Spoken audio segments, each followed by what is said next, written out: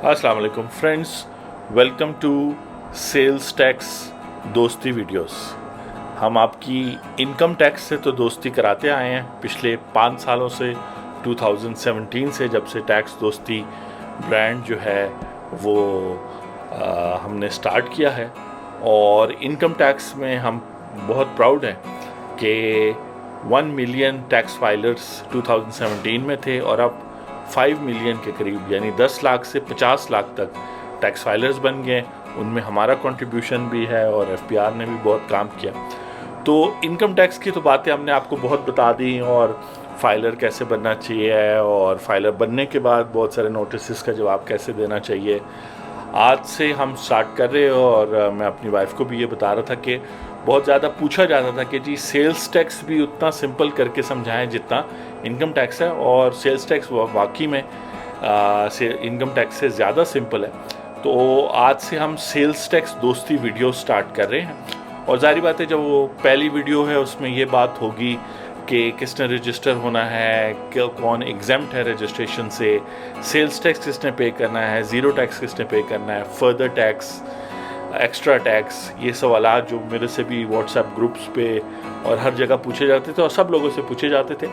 तो ये वीडियो अगर आप देख रहे हैं यूट्यूब चैनल पे या हमारे taxdosti.com पेज पे, तो taxdosti.com वेबसाइट पर हमने जो है ग्रुप्स बनाए हुए हैं, क्योंकि टैक्स के जितने भी सब्जेक्ट्स हैं इनकम टैक्स के अलावा वो काफ़ी डिटेल्ड है। तो हमने taxdosti.com पेज पर अगर आप मोर के मेन्यू को क्लिक करेंगे, या अगर आप मोबाइल फ़ोन पे देख रहे हैं तो मेन्यू को जब आप क्लिक करेंगे, मेन्यू की जो 3 लाइंस का बटन है, तो उसमें टैक्स दोस्ती ग्रुप पर जब आप क्लिक करेंगे तो यहाँ पर वो आपको ले आएगा। और आप देख सकते हैं कि ये स्पेशलाइज्ड है, यानी विद होल्डिंग के हवाले से, सैलरी के हवाले से।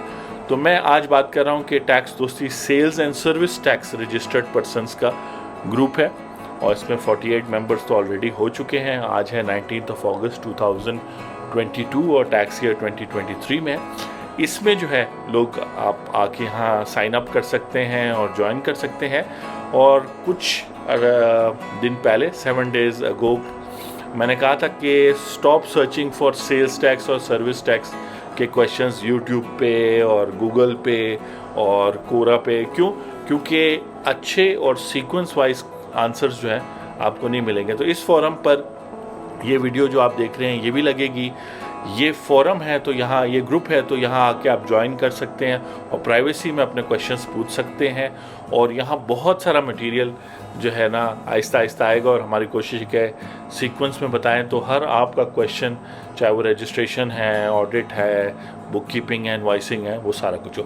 तो ये तो taxdosti.com वेबसाइट के ऊपर हमारा जो टैक्स दोस्ती सेल्स एंड सर्विस टैक्स, और सर्विस टैक्स को इसलिए मिलाया क्योंकि बहुत सारे रिस्ट्रिक्शंस मिलते हैं।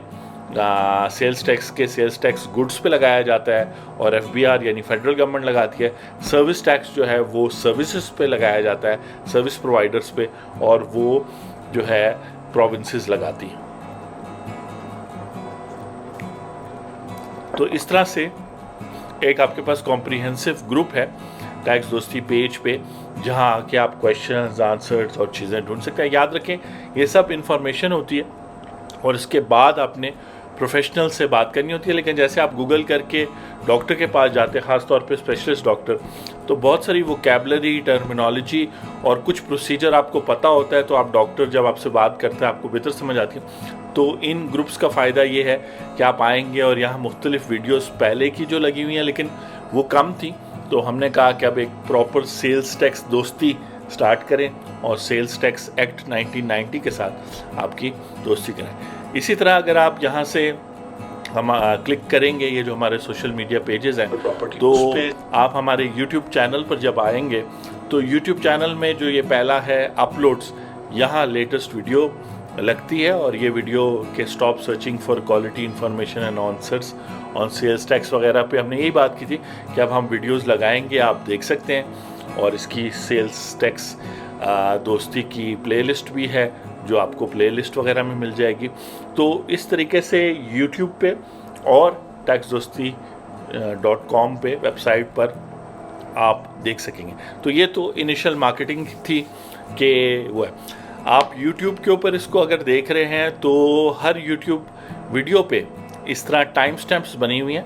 टाइम स्टैम्प्स का मतलब है कि जब आप इस वीडियो को देखेंगे, और मैं आपको डेमोन्स्ट्रेट भी करवा देता हूँ, लग चुका है तो इसको ओपन कर लेते जी। यानी कि और जो शेयर्स हैं अगर आप देखें तो ये टाइम स्टैम्प है, यानी एनी प्रॉपर्टी हेल्ड बाय 2 और मोर।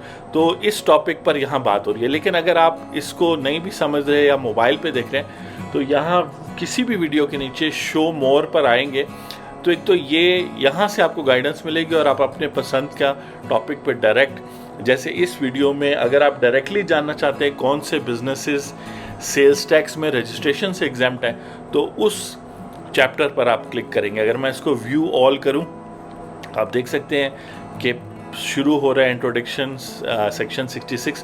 ये मैं एग्जांपल दे रहा हूँ अपनी रीसेंट वीडियो की। आप ये जो सेल्स टैक्स की वीडियो देख रहे हैं उसमें भी इस तरह चैप्टर्स होंगे, तो आप नीचे जाके मोर का बटन दबाएंगे तो ये सब ओपन हो जाएगा। उसके अलावा हमारे सारे लिंक्स सोशल मीडिया भी और अदरवाइज भी हर एक पेज के। तो अब फॉर एग्जांपल आप आए हैं और सेक्शन 66 या सेल्स टैक्स आप जानना चाहते हैं डायरेक्टली इस वीडियो में कि कौन सा आपका जो बिज़नेस है, हो सकता है आइस मेकिंग का हो, पोल्ट्री फार्म का हो, एग्स का हो, कुछ हो, तो आया मेरा बिजनेस एग्जेम्प्ट है रजिस्ट्रेशन फ्रॉम सेल्स टैक्स। तो उस सेक्शन में आप जाएंगे इस वीडियो के और उस पर जब क्लिक करेंगे, और चूंकि वीडियोस अक्सर काफ़ी लॉन्ग वीडियोस होती हैं, 1-2 घंटे की भी होती हैं, तो आप ईज़िली अपने आंसर तक पहुंच सकते हैं इन टाइम स्टैम्प से। तो आपको 2 किस्म की गाइडेंस इनिशली मिली। हमने आपको बताया कि एक तो सेल्स टैक्स दोस्ती वीडियो स्टार्ट है, तो हम बेसिक फंडामेंटल बातें करेंगे, इसमें हम केस लॉज यूज़ करेंगे, कानून में आपको बताऊंगा सबसे पहले इस वीडियो। अब जब नेक्स्ट कानून की बात करेंगे, कुछ सेक्शंस, सेक्शन 3 है, 14 है, इस तरह है, और उसके बाद फिर एक केस लॉ देखेंगे जिसमें प्रैक्टिकल एप्लीकेशन से आपको शायद बेहतर समझ आ जाए कि कानून क्या कह रहा है या वीडियो में क्या बात हो रही है। और अगर आपका बिजनेस इस वीडियो से, और ये वीडियोस ऑब्वियसली सोल प्रोप्राइटर से लेके पार्टनरशिप और कंपनीज के लिए हैं, इंपोर्टर्स के लिए हैं, मैन्युफैक्चरर, डिस्ट्रीब्यूटर्स और वो सारे कंसल्टेंट्स और वो लोग जो सेल्स टैक्स डायरेक्टली डील नहीं करते, वो भी अगर देखना चाहें तो इस तरीके से हर वीडियो में आपको टाइम स्टैम्प्स या ये टाइम चैप्टर मिल जाएंगे जो एग्जैक्टली बताएगा कि 9 मिनट 32 सेकंड पे बात शुरू हो रही है कि एक्सेप्शन क्या है इस रूल का। ये तो ये वीडियो थी, ये हमारा यूट्यूब चैनल था टैक्स दोस्ती। अब हम स्टार्ट करते हैं जी कानून से, ठीक है जी।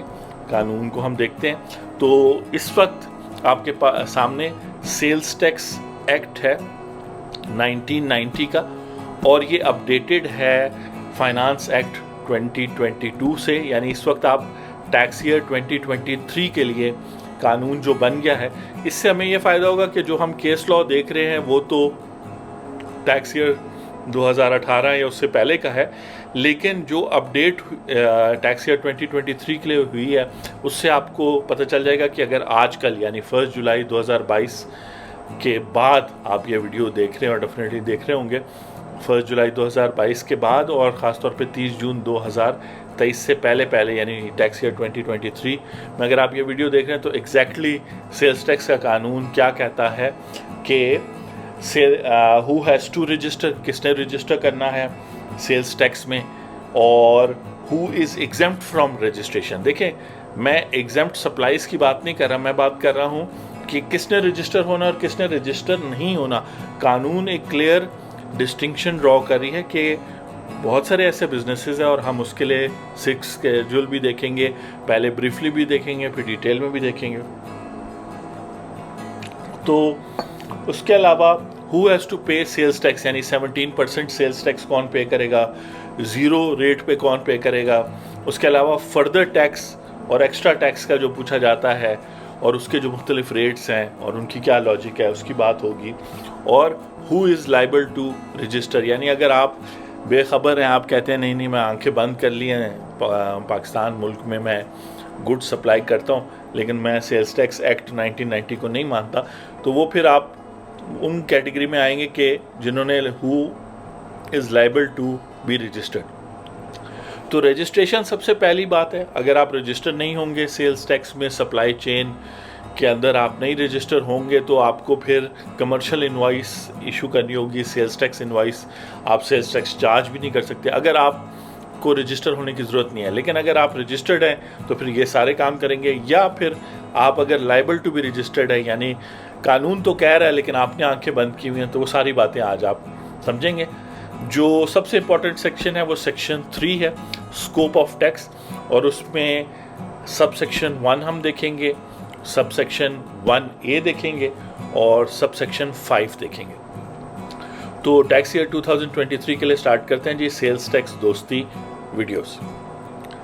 सेक्शन नंबर 3 का कानून अभी हम पहले बात करेंगे और फिर इसकी प्रैक्टिकल एप्लीकेशन देखेंगे जब हम केस लॉ को स्टडी करेंगे, और कोशिश मैं करूँगा कि इसी सीक्वेंस में समझाऊं ताकि आपको आइडिया हो जाए। तो वो कहता है, subject to provision of this act there shall be charge, levied and paid a tax known as sales tax at the rate of 17% of the value of taxable supplies made by the registered person. और हम अभी registered person को समझने की कोशिश करेंगे। आज हमारा फोकस होगा कि किसने रजिस्टर होना है और किसको कानून अलाउ करता है कि वो रजिस्टर ना हो, और कौन लाइबल टू बी रजिस्टर्ड है, यानी वो नहीं रजिस्टर हो रहा तो उसके बिजनेस को बड़ा नुकसान हो रहा है।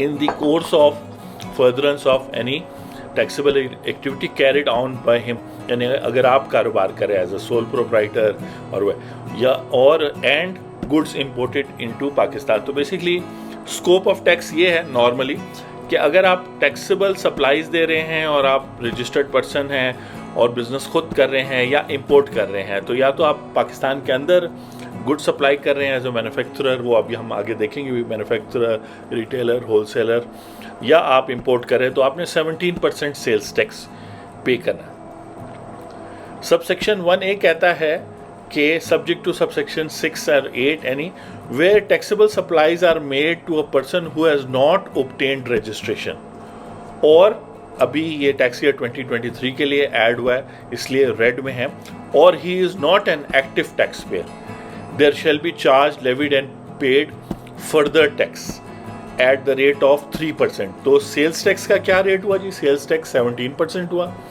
फर्दर टैक्स भी सेल्स टैक्स की एक टाइप है, लेकिन इसको आप सेपरेट कंसिडर करें क्योंकि ये हर एक शख्स नहीं पे करना। वो शख्स जिसने अभी तक who has not obtained registration number, यानी उसको सेल्स टैक्स नंबर उस रजिस्टर नहीं हुआ, अपने शहर में FBR ऑफिस नहीं गया, ऑनलाइन आजकल तो आयरस में होता है, आयरस में रजिस्टर नहीं हुआ सेक्शन 14 के तहत, और रजिस्टर होने के बाद भी रजिस्टर हो गया है लेकिन एक्टिव टैक्स पेयर नहीं है, यानी अपनी सेल्स टैक्स रिटर्न वगैरह फाइल नहीं करा, तो उससे फर्दर टैक्स 3% चार्ज किया जाएगा। और वो ये भी कह रहा है कि 3% जो है इस सेक्शन 1 में जो टैक्स है उसके अलावा होगा, तो 17 + 3% होगा।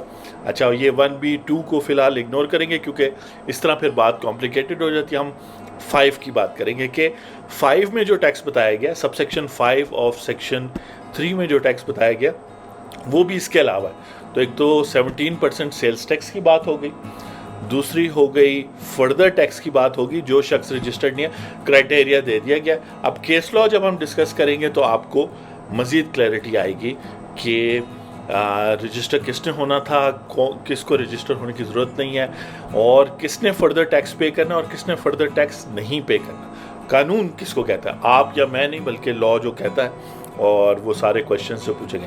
तो इस वक्त हम section 3 of income tax of sales tax act 1990 पर हैं और आप कानून देख रहे हैं। इनकम टैक्स मुंह से इसलिए निकल गया क्योंकि पिछले 3 सालों से ये यूट्यूब अब 4 साल होने लगे, आपको इनकम टैक्स के ऐसे दोस्ती कराते रहे हैं,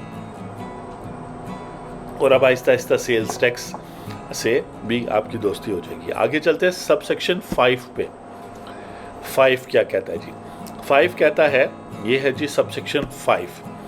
वो कहता है कि in addition to tax levied under sub section 1, और फिर उसमें 2 और उनका भी जिक्र है, tax at such extra rate और अमाउंट, या रेट और अमाउंट बताया नहीं और सिर्फ कहा गया कि टैक्स लगाया जाएगा और उसको एक्स्ट्रा रेट या एक्स्ट्रा अमाउंट या एक्स्ट्रा टैक्स कहा जाएगा, नॉट एक्सीडिंग 17%, और वो 17% से बढ़ के नहीं होगा। यानी कि एक तो 17% सेल्स टैक्स लगाया जाएगा सब सेक्शन 1 के तहत और सेक्शन 3।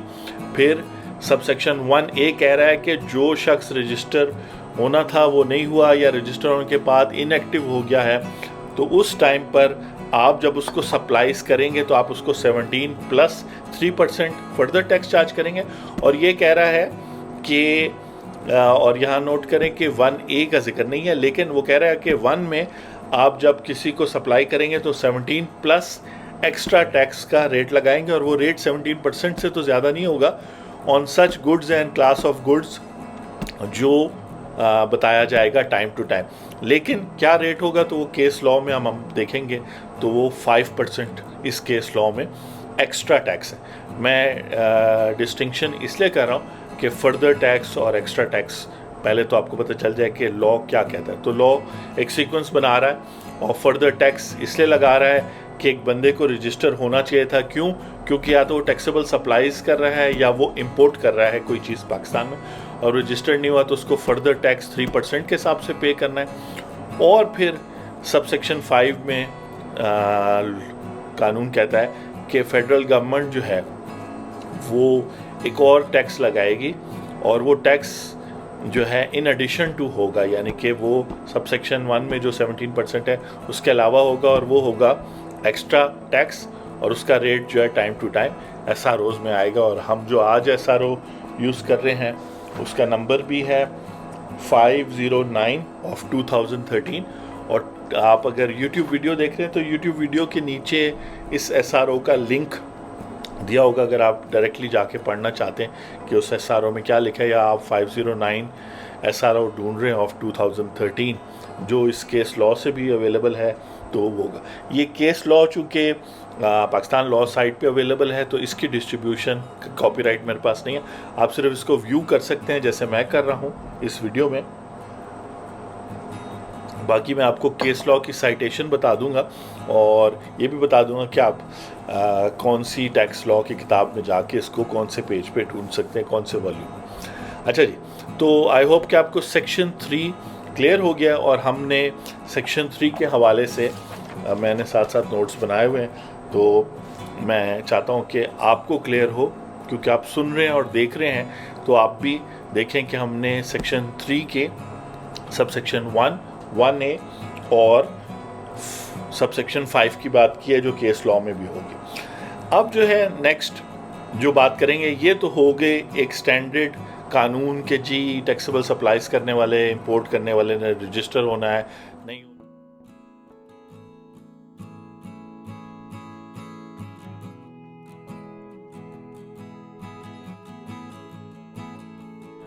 नहीं होता तो फर्दर टैक्स, और फिर एक्स्ट्रा टैक्स जो है भी पे करेगा। अच्छा, एक्स्ट्रा टैक्स वो कब पे करेगा? तो वो जो SRO इशू होगा उसमें वो कंडीशंस डिफाइंड होंगी कि वो एक्स्ट्रा टैक्स वो क्लास ऑफ गुड्स या वो गुड्स या वो ग्रुप ऑफ गुड्स क्यों पे करेंगे।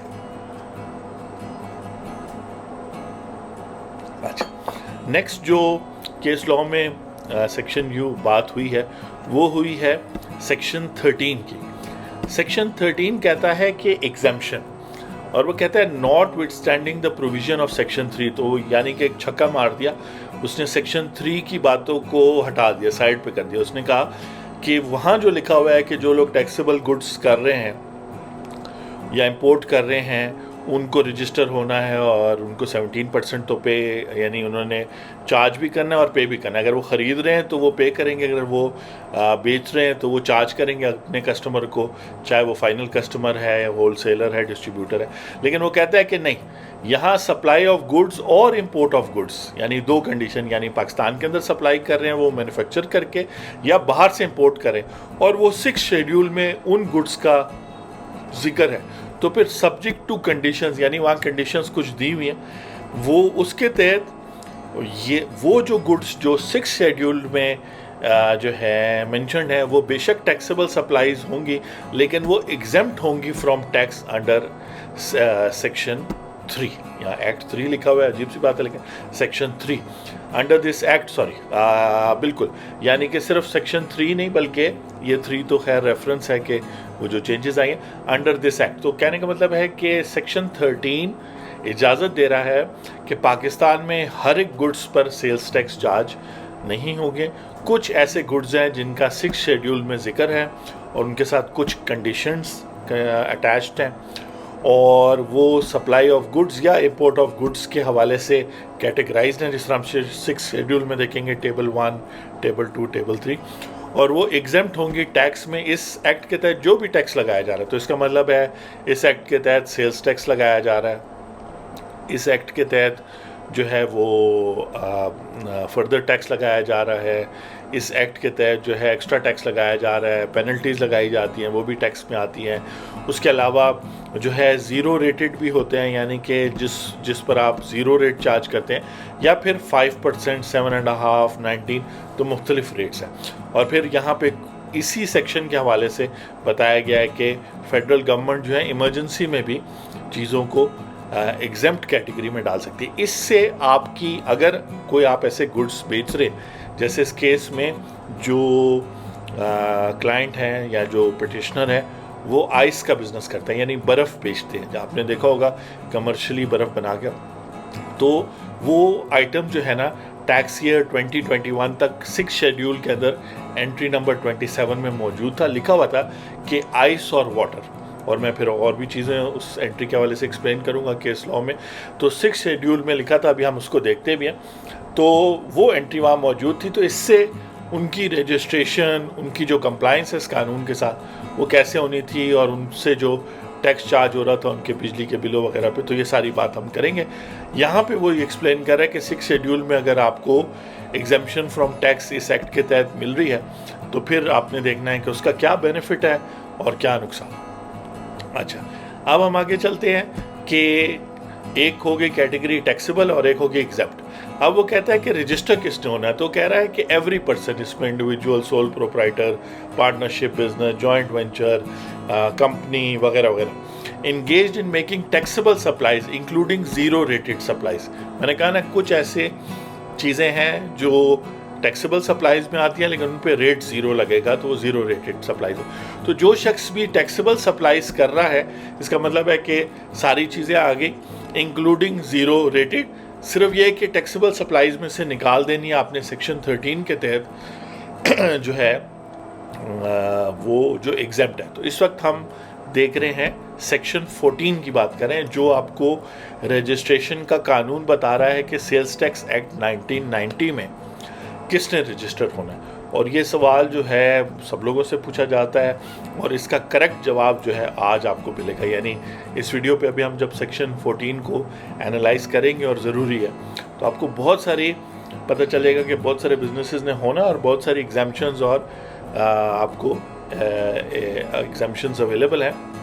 तो अगर आप उसमें फॉल करते हैं तो तब तो आपको लॉ में ज़्यादा इंटरेस्ट लेना चाहिए, क्योंकि लॉ आपको प्रोटेक्ट कर रहा है, आपको कह रहा है कि ठीक है आप जो काम करें आप करो। और फिर लॉ हर साल चेंज भी होता है, जैसे हम देखेंगे इस केस लॉ आया था और अब वो एग्जाम्पशन चेंज हो गई है, तो इससे भी फ़र्क पड़ता है। फिर आपको आप एग्जेम्प्ट सप्लाईज अगर आपकी नहीं रहती, टैक्सेबल हो जाती है, वो भी देखिए ना, गवर्नमेंट के पास फाइनेंस एक्ट हर साल जो बजट आता है उसमें पावर है, और वो बहुत सारी सप्लाई चेन्स को, सप्लाई चेन यानी आप जिस तरीके से गुड्स इंपोर्ट और मैन्युफैक्चर करके फिर डिस्ट्रीब्यूटर होलसेलर से होते होते फाइनल कस्टमर तक चीज़ पहुंचती है, उस सारे को सप्लाई चेन कहते हैं। तो आप उसका हिस्सा भी हो सकते हैं, वरना आप फाइनल कंज्यूमर तो हैं हैं, बहुत सारी चीज़ें कंज्यूम करें, और यहाँ सिर्फ हम गुड्स की बात करें।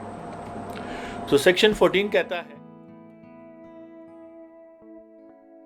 कहता है कि रजिस्टर हर उस शख्स ने होना है जिसने टैक्सेबल सप्लाईज करा है इंक्लूडिंग जीरो रेटेड सप्लाईज, और in the course or furtherance of taxable activity falling in any of the following categories if not already registered is required to be registered. तो एक तो ये बता रहा है कि जनरली हर उस शख्स ने जो टैक्सेबल सप्लाईज बेच रहा है, तो इसका ये भी मतलब हो सकता है कि पार्ट टाइम भी अगर आप टैक्सेबल सप्लाईज बेचें इंक्लूडिंग ज़ीरो रेटेड, तो आपको सेल्स टैक्स में रजिस्टर होने की ज़रूरत पड़ सकती है। लेकिन अगर आप प्रॉपरली ये जो बिज़नेस फॉर्म्स हैं, बिज़नेस स्ट्रक्चर्स हैं, इस तरह कर रहे हैं, तब तो आपको होने की ज़रूरत है, एक्सेप्ट फॉर जो एग्जेम्पशंस यहाँ दी हुए कि अगर आप मैन्युफैक्चरर हैं तो आप रजिस्टर हो जाए, अनलेस कि आप कॉटेज इंडस्ट्री हैं, और कॉटेज इंडस्ट्री कहते हैं कि जो बहुत कम बिजली का यूनिट वगैरह यूज़ करो, और इसकी डेफिनेशन अवेलेबल है इस पे हम वीडियो कर चुके हैं, और टैक्स ईयर 2023 के लिए कॉटेज इंडस्ट्री की डेफिनेशन देख लें कि उसमें कितने हद तक आपका बिजली का बिल आता है और कितने आपके एम्प्लॉयज़ है, उस हिसाब से ये आज हम उस पर बात नहीं करें क्योंकि उससे ज़्यादा इंपॉर्टेंट बातें हम करेंगे। ये हम बात कर रहे हैं कि ये सारे वो लोग हैं जिनको रजिस्टर्ड होना है, तो मैन्युफैक्चरर्स ने होना है अनलेस कि वो कॉटेज इंडस्ट्री हो, रिटेलर ने होना है अनलेस कि ये वो रिटेलर हो जिससे बिजली के बिलों के थ्रू सब सेक्शन 9 ऑफ सेक्शन 3 जो हमने प्रीवियस जब हम सेक्शन 3 देख रहे थे उस वक्त हमने कवर नहीं की, लेकिन हमने 2 वीडियोस बनाई हुई हैं, टैक्सेस ऑन इलेक्ट्रिसिटी बिल और taxes on traders through electricity bill. तो अगर आप वो दोनों वीडियोस जिनके लिंक आप यूट्यूब पर अगर देख रहे हैं इस वीडियो को, तो नीचे जो है दिए हुए हैं, आप इनको उस पर क्लिक कर सकते हैं और आप देखेंगे कि एक तो ऑर्डिनरी रेजिडेंशियल बिल में कौन कौन से टैक्सेस शामिल होते हैं वो आपकी नॉलेज होनी चाहिए, और यूनिट कैसे बढ़ता है और फ्यूल एडजस्टमेंट कैसे होती है, और दूसरा जो टॉपिक है कि taxes on trader through electricity bill, और वो सिस्टम जो है अब ख़त्म हो गया वो 3000 6000 वाला, लेकिन फिर भी उनसे इसी तरह जिस तरह इस केस में एग्जैक्टली अगर आप ट्रेडर हैं यानी कमर्शियल यूनिट या इंडस्ट्रियल यूनिट रखते हैं, तो फिर इस वीडियो में आपको एग्जैक्टली पता चल जाएगा कि वो जो मिफ्ता इस्माइल ने अभी एग्जैक्टली कहा था कि जब अब पुराने सिस्टम पे वापस जा रहे हैं जहाँ फिक्स टैक्स तो नहीं 3000 6000 या 5000 या 10000 वाला नहीं, बल्कि वो परसेंटेज वाला, तो वहाँ आपको 17% भी पे करना पड़ेगा, वहाँ फर्दर टैक्स भी पे करना पड़ेगा 3% और एक्स्ट्रा टैक्स भी 5% आपको पे करना पड़ेगा। तो एक्चुअली आपको पे करना पड़ेगा 17,320 और 25% आपके बिजली के बिल। अब वो अलग बात है कि आपके यूनिट चूँकि बहुत थोड़े यूज़ होते हैं कमर्शियल, 10 यूनिट 20 यूनिट वहाँ, और अनफॉर्चुनेटली हमारे लोगों ने वहाँ भी 2-2 मीटर लगा के सिस्टम को बिल्कुल ही ट्रेडर्स के साइड पे भी, बिजनेसमैन सारे नहीं लेकिन अक्सर ने ख़राब। तो अगर क्या ही अच्छा हो कि आप कानून समझ लें, इनकम टैक्स दोस्ती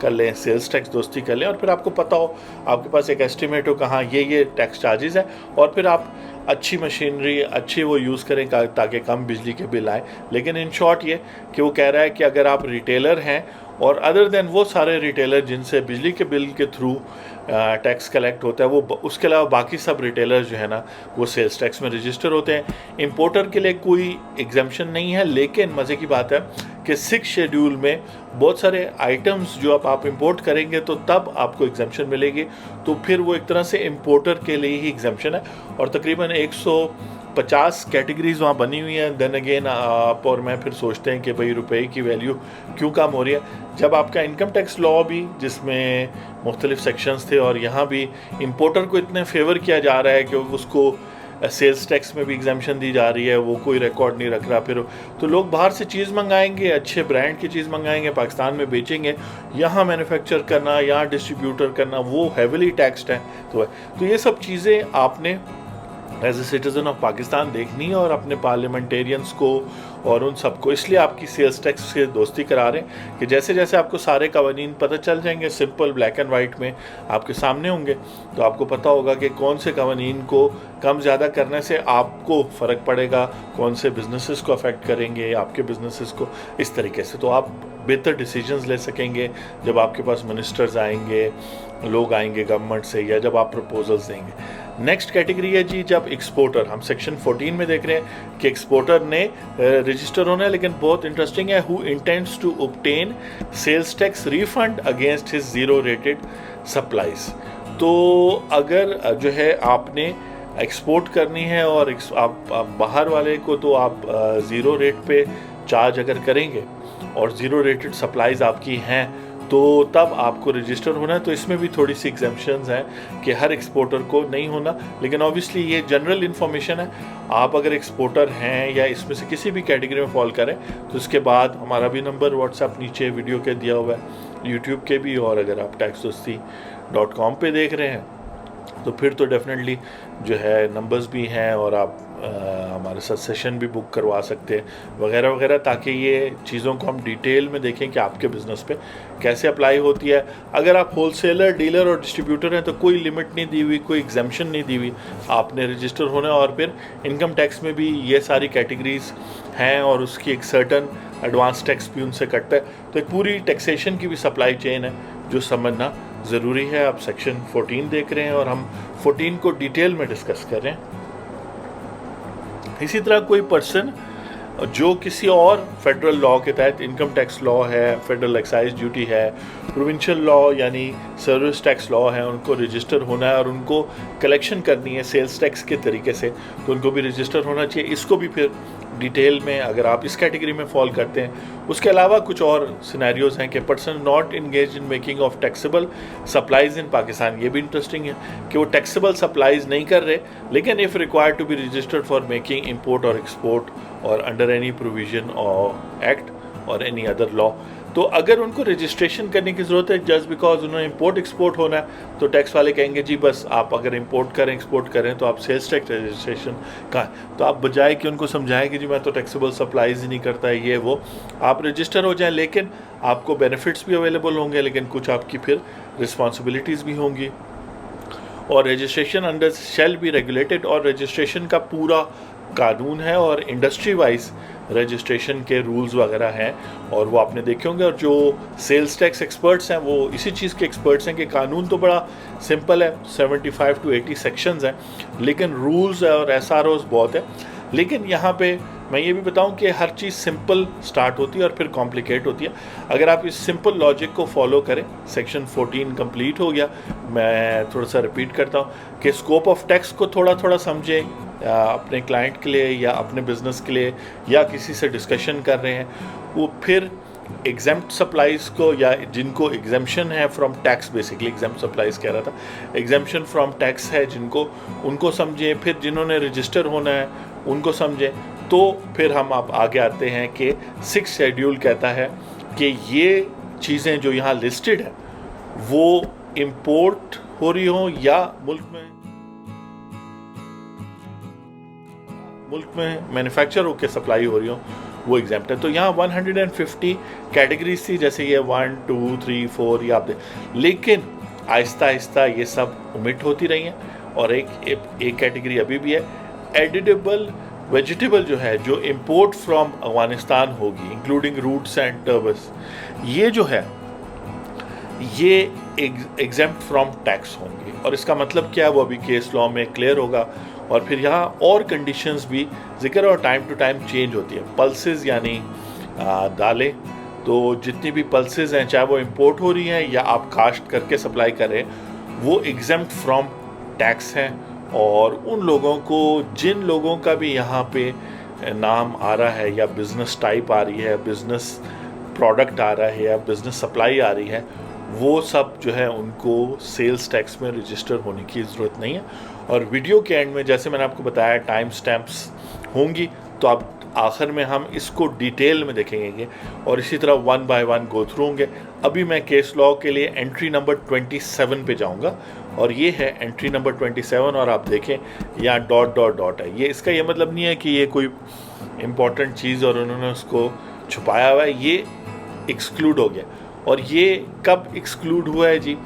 ये एक्सक्लूड हुआ है, यहाँ पे आप देखें ये 19 लिखा हुआ है, तो मैं बेसिकली इस डॉक्यूमेंट को, यानी जितनी भी चेंजेस होती हैं फुट नोट में दिया होता है। तो कहता है सीरियल नंबर 22 अगर serial number 27 has been omitted by finance act 2021।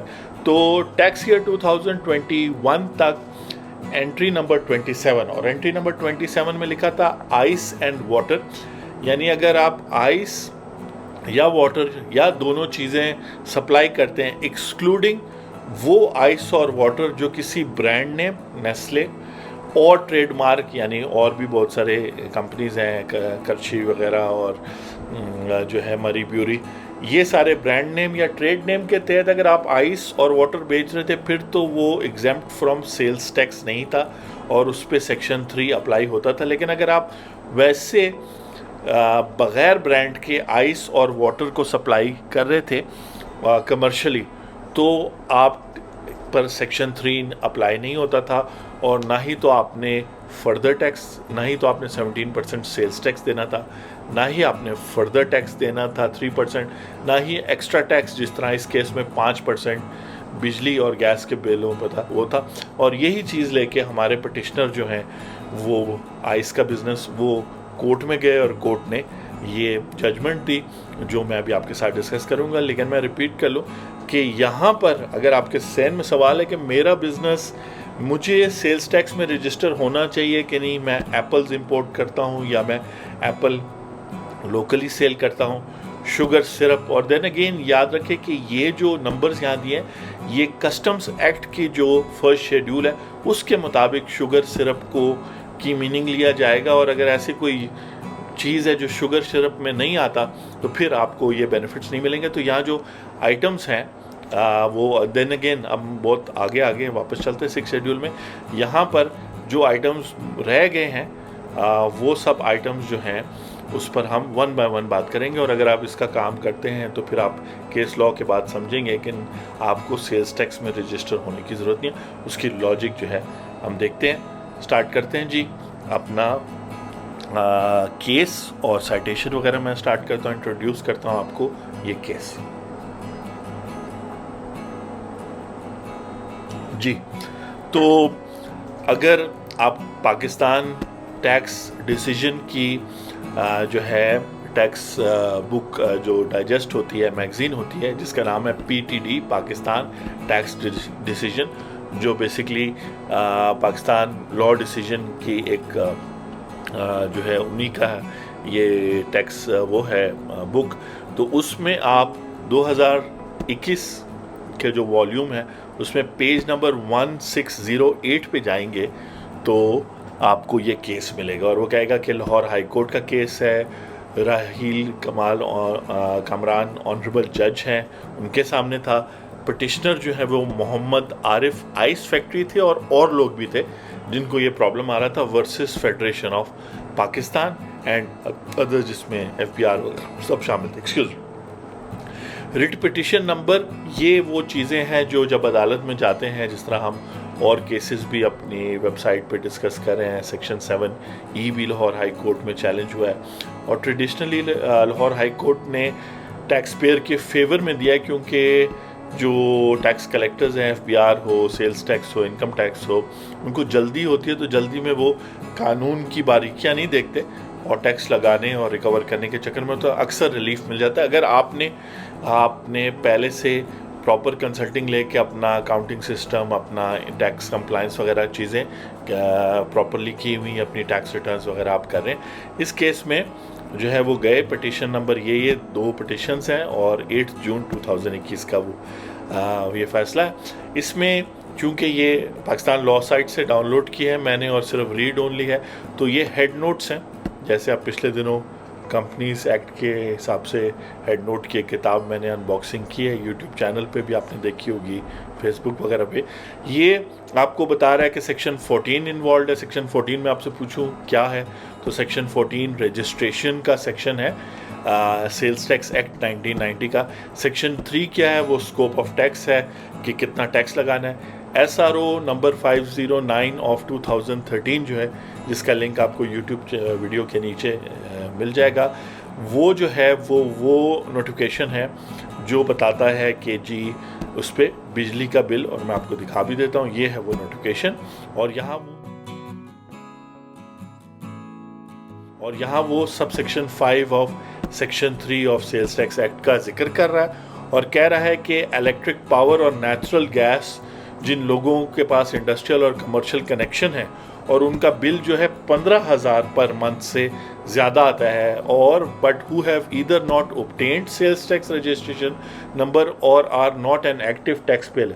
अब ये रिक्वायरमेंट जो है उसमें तो जून 2013 से थी, लेकिन अब हमने देखा कि जब हम सेल्स टैक्स का कानून देख रहे थे तो उसके अंदर भी अब आ गया है कि फर्दर टैक्स के किसको चार्ज किया जाएगा। अगर हम देख लें, फर्दर टैक्स जो है वो चार्ज किया जाएगा यहाँ सब सेक्शन 1A में जिसने रजिस्ट्रेशन नंबर नहीं लिया या जो एक्टिव टैक्स पे। तो फर्दर टैक्स जो है अब बहुत सारे लोगों पर पड़ेगा, लेकिन अगर आप इस आज के केस लॉ में फॉल करें तो फिर आपको बचत हो जाएगी। तो फर्दर टैक्स का यहाँ जिक्र है, एक्स्ट्रा टैक्स का जिक्र है, जो इम्पोर्टेंट पॉइंट्स हैं ज़ीरो रेटेड का यहाँ पे जिक्र है, और फर्दर टैक्स किस पे लगाना चाहिए, रजिस्टर्ड पर्सन पे, और एग्जेम्प्ट सप्लाईज का वर्ड यहाँ यूज़ हुआ है, और SRO वगैरह है। उसके अलावा जो केसेस जिसमें सिमिलर सिनेरियोज थे वो यहाँ पे हैं। तो ये अगर आप रिसर्च कर रहे हों, आप अपने बिजनेस के लिए समझ रहे हो, आपके पास टाइम हो, या जैसे हम टैक्स दोस्ती में इनकरेज कहते हैं कि रिसर्च ही सब कुछ है, जैसे ये रिसर्च करने के बाद ये वीडियो आप देख रहे हैं, इस पर कई मैन आवर्स लगे हैं, लेकिन इसका फ़ायदा आप देखने वाले को भी है, हमें भी है, हमारे सारे क्लाइंट्स को भी ये पहुंचेगा और गोइंग फॉरवर्ड इसी तरह बिल्ड होता है। आप देखें तो सेल्स टैक्स एक्ट 1990 में आया था, ये फैसला 2021 में है, आज हम 19 अगस्त 2022 में बैठे। तो 32 ईयर्स में जैसे जैसे सेल्स टैक्स के जूरिस्प्रूडेंस यानी सेल्स टैक्स के कानून के रूल्स बन रहे हैं, क्योंकि टैक्स लॉ में रूल्स डिफ़ाइन करना ज़रूरी है और कोर्ट्स में वही केसेस जाते हैं जिनके रूल्स में की इंटरप्रिटेशन में FBR वाले कुछ कर रहे होते हैं, टैक्स वाले क्लाइंट्स कुछ कर रहे होते हैं, फिर अदालत डिसाइड करती है कि कौन सही है और इस केस में क्लाइंट की बात सही है। तो ये प्रीवियस केसेस हैं जो ऐसे टॉपिक्स डिस्कस करते रहे और कानून भी इवॉल्व होता रहता है, पार्लियामेंट उसको चेंज भी करती रहती है। तो अच्छा है, आपको एक बड़ा अच्छा क्लियर सेंस होगा कि इन सारे सेक्शंस पे पहले क्या सोचा जा रहा था और कैसे वो लगाया जा रहा है, और क्लैरिटी वक्त के साथ साथ आती जाती है। इसी तरह सेल्स टैक्स में लाइबल का क्या मतलब है कि कौन शख्स who is liable to be registered, और उसके रेफरेंस से भी एक प्रीवियस केस भी मौजूद है। और मज़े की बात है कि ये जो केस है जो PLD 1990 में सुप्रीम कोर्ट में पेज 1156 पे था, ये पुराना जो सेल्स टैक्स एक्ट है 1950 का सेल्स टैक्स एक्ट, जो इस सेल्स टैक्स एक्ट से काफ़ी डिफरेंट था, उसके बेस पर होगा, लेकिन उसकी जो बेसिक फंडामेंटल लॉजिक होगी वो तो ये भी बड़ा इंटरेस्टिंग है। मेरा इरादा है ये सारे केसेस को भी कवर करने का, बस अनफॉर्चुनेटली दिन में 24 घंटे होते हैं, क्लाइंट्स का काम भी होता है, वीडियो भी होती है, फैमिली लाइफ भी होती है, लेकिन आई होप कि आप इंजॉय कर रहे हैं ये इंट्रोडक्शन जो मैं आपको इस वक्त इंट्रोड्यूस कर रहा हूँ आपको इस केस लॉ को, इसकी साइटेशन ABC आप देख रहे होंगे, A हो गया, B हो गया, C में वो दोबारा जो है कुछ इंपॉर्टेंट पॉइंट्स बता रहे हैं जिसमें दोबारा सेक्शन 14 और 3 का जिक्र है। फिर फर्दर टैक्स, एक्स्ट्रा टैक्स का स्कोप क्या है। वो जो A था वहाँ पे रजिस्ट्रेशन के हवाले से बात हो रही थी, इसलिए रजिस्ट्रेशन का वर्ड आफ्टर सेक्शंस और SRO है। यहाँ पे C में जज साहब ने फैसला दिया, बहुत अच्छा फैसला है, वो जो है स्कोप होगा कि फर्दर टैक्स और एक्स्ट्रा टैक्स का क्या है। फर्स्टली के who are not required by law to be registered, ये सबसे इम्पोर्टेंट बात है कि कानून क्या कह रहा है कि किन लोगों को रजिस्टर नहीं होना। हम कहते हैं कि जी आप रजिस्टर ना, और किन्हों ने होना है। और फिर उन्होंने यहाँ पे कहा कि अगर आप वो लोग जिनको कानून यानी सेल्स टैक्स एक्ट इजाज़त दे रहा है कि चूँकि आप ये राइस जो है सप्लाई कर रहे हैं या इंपोर्ट कर रहे हैं, तो आप पर सेल्स टैक्स चार्ज नहीं होगा, आप एग्जेम्प्ट हैं सेक्शन 13 के तहत, तो उनको और वो लोग जो लाइबल टू बी रजिस्टर्ड थे, बस यही समझना है इस केस लॉ की बारीकी जो है। और जज साहब ने टाइम लेके जो फैसला दिया कि जहां वो लोग जो 6 शेड्यूल में जिनका जिक्र है, और वीडियो के आखिर में 6 शेड्यूल को डिटेल में देखते हैं कि वो लोग वो आइटम बेच रहे हैं जिनके तहत उन पर टैक्स नहीं लगेगा, तो उनको रजिस्टर होने की ज़रूरत नहीं है, सेल्स टैक्स इनवॉइस इशू करने की ज़रूरत नहीं है, sales tax return monthly file करने की ज़रूरत नहीं है, वगैरह वगैरह वगैरह, लॉ की रिक्वायरमेंट पूरी करने की ज़रूरत नहीं है। सिर्फ उनको पता होना चाहिए कि वाकई में उस टैक्स ईयर के लिए, जैसे आइस वाले अगर देख रहे हैं तो टैक्स ईयर 2022 में ये एग्जेम्प्ट स्टेटस ख़त्म हो गया था सेक्शन 13 की तहत, तो अब वो, और अगर वो ऑर्डिनरी आइस वाले भी हैं, ब्रांड नेम वाले तो पहले भी एक्सक्लूडेड थे अगर नेस्ले या किसी ब्रांड नेम से आप आइस या वाटर सेल कर रहे थे, लेकिन अब एक अदर देन ब्रांड नेम वालों को भी टैक्सेबल सप्लाईज में डाल दिया गया स्टार्टिंग फ्रॉम टैक्स ईयर 2022। ये मुझे कैसे पता है? क्योंकि फाइनेंस एक्ट 2021 ने जो अप्लाई होता है फाइनेंस टैक्स ईयर 2022 पे, उसने ओमिट कर दिया एंट्री नंबर 27 ऑफ 6 शेड्यूल। तो वो लोग जिनको 6 शेड्यूल के तहत are not required to be law and who are liable to be registered, तो जाहिर बात है जो लोग 6 शेड्यूल में नहीं हैं, और इस वीडियो के आखिर में 6 शेड्यूल के हम सारे आइटम्स कोई 150-200 आइटम्स देख लेंगे, उनसे गो थ्रू हो जाएंगे। उधर वो अपना नाम नहीं देखते, या वो देखते हैं और वो कस्टम्स एक्ट से वाकिफ़ और उन्हें पता है कि इस एंट्री में हम भी फॉल करते हैं, तो वो तो नॉट रिक्वायर्ड है, और जो उधर नहीं फॉल करते वो सारे पाकिस्तान में चाहे इंपोर्ट कर रहे हैं या सप्लाई करें वो लाइबल हैं, लेकिन उन्होंने आंखें बंद की हैं कि हमने रजिस्टर नहीं होना, और वो फर्दर टैक्स और एक्स्ट्रा टैक्स खाई जा रहे हैं। और वह तो कह रहा है कि जब आप इन दोनों लोगों को एक ही कैटेगरी में डालेंगे तो article 25 of the constitution of Pakistan के तहत आप डिस्क्रिमिनेशन करें। और बहुत ही प्यारी बात उन्होंने की, discrimination in such a case would ensue from the lack of classification and similar treatment extended to dissimilar or different person। Discrimination ये है कि आप एक एक किस्म का काम, इस केस में एक ही किस्म का टैक्स जो है दो डिफरेंट कैटेगरीज ऑफ लोगों पे लगा रहे हैं। एक वो जिनको लॉ प्रोटेक्ट कर और कह रहा है आप रजिस्टर ना हो, और दूसरा जिनको लॉ कह रहा है रजिस्टर हो लेकिन वो रजिस्टर नहीं हुए, they are liable to be registered. Likewise burdening those with imposition of further tax and extra tax who are not liable to be registered under the act result in violation of fundamental rights of property। अब ये भी है कि tax लगाना जिस पे नहीं लगता, जैसे मोबाइल फ़ोन, अगर आप स्टूडेंट हैं या आपकी इनकम नहीं है या 4 या 6 लाख से पूरे साल में कम कमाते हैं और जो मोबाइल पे इनकम टैक्स पे कर रहे हैं, तो वायलेशन हो रही है article 23 and 24 of the constitution. आपका जो फंडामेंटल राइट है वो मुसलसल जैसे जैसे आपसे इनकम टैक्स जो है, सेल्स टैक्स नहीं और FED नहीं, इनकम टैक्स जो आपके मोबाइल टॉप अप पे, रिचार्ज पे, तो आपका अब आप नहीं परवाह कर रहे, तो फिर कॉन्स्टिट्यूशन का अगर आर्टिकल 23, 24 आपका फंडामेंटल राइट वायलेट हो रहा है, आप कुछ भी नहीं कर रहे इतने सालों से, तो फिर और जो फंडामेंटल राइट्स हैं वो भी वायलेट हो रहे होंगे। क्यों? आपके, क्योंकि आप कुछ कर नहीं रहे। मेरे तो होंगे तो मैं तो डायरेक्ट अदालत जाऊंगा, या हर कोई शख्स जो अवेयर है कि उसके फंडामेंटल राइट्स हैं वो जाते हैं। तो ये तो अब आप पर है कि आपने ये फंडामेंटल अंडरस्टैंडिंग करनी है, और कॉन्स्टिट्यूशन के साथ भी दोस्ती आप कराएंगे, लेकिन उसमें अभी कुछ साल है। अभी फर्स्ट 5 इयर्स में हमने टैक्स दोस्ती वीडियोस में इनकम टैक्स कानून के साथ आपकी दोस्ती कराई है, आप सेल्स टैक्स के कानून के साथ अगले 5 साल करते रहेंगे, इनकम टैक्स की वीडियोस आती रहेंगी, और कॉन्स्टिट्यूशन से फिर एक दफ़ा मेरे पास सुप्रीम कोर्ट का लाइसेंस आ जाए, जो 8 साल बाद आ जाएगा, अभी तो हाई कोर्ट का है, तो फिर कॉन्स्टिट्यूशन से मैं आपकी दोस्ती कराऊंगा, और वो जो उसके आर्टिकल्स हैं और उसके फंडामेंटल राइट्स हैं और वो गवर्नमेंट की ड्यूटीज़ हैं और इस पर उन सारों पे हम बात करेंगे, और फिर आप कॉन्स्टिट्यूशन से भी वाकिफ़ हो जाएंगे। तो कोशिश करें आपके फंडामेंटल राइट्स को प्रोटेक्ट करें, और उसके लिए कोर्ट ने इन केसेस का फ़ायदा लिया, इसमें इंडियन केसेस भी हैं। फिर एक चीज़ होती है इंटरप्रिटेशन ऑफ स्टैट्यूट, जो टेक्निकल चीज़ है, उसमें रीडिंग डाउन किया। तो अगर आप एडवोकेट हैं, चार्टर्ड अकाउंटेंट हैं या स्टूडेंट हैं इन फील्ड्स के, तो रीडिंग डाउन का मतलब ये होता है कि एक चीज़ ऐसे लग रही है जैसे इनवैलिड है, यानी कानून बना है फर्दर टैक्स का और एक्स्ट्रा टैक्स का, और वो उन लोगों पे भी लग रहा है, ऐसे रीडिंग से लिटरली लिटरली करने से लग रहा है कि वो लोग भी पे करें। यानी ये बात करें सबसेक्शन 1A और and subsection 5 of section 3 of sales tax act 1990 की बात करें कि उसको उन्होंने रीड डाउन किया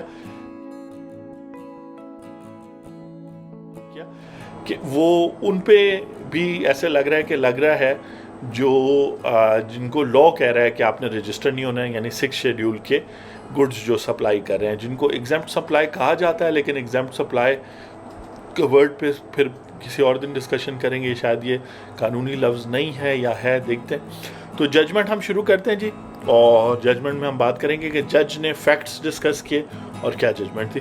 तो कह रहे हैं रीडिंग डाउन का जो है मतलब ये है कि हमने उसको रिस्ट्रिक्टिव सेंस में पढ़ा, उसको हमने बड़ा नैरो करके पढ़ा ताकि वो इनवैलिड वो सेक्शंस ना हो जाएं, अल्ट्रा वायरस ना हो जाए, हमें उसको स्ट्रक डाउन ना करना पड़ जाए। तो ये थोड़ी सी टेक्निकल बात, उसके लिए इन केसेस का फैसला किया, और फिर ये पिटिशनर के लिए कौन आया और रिस्पोंडेंट कौन थे।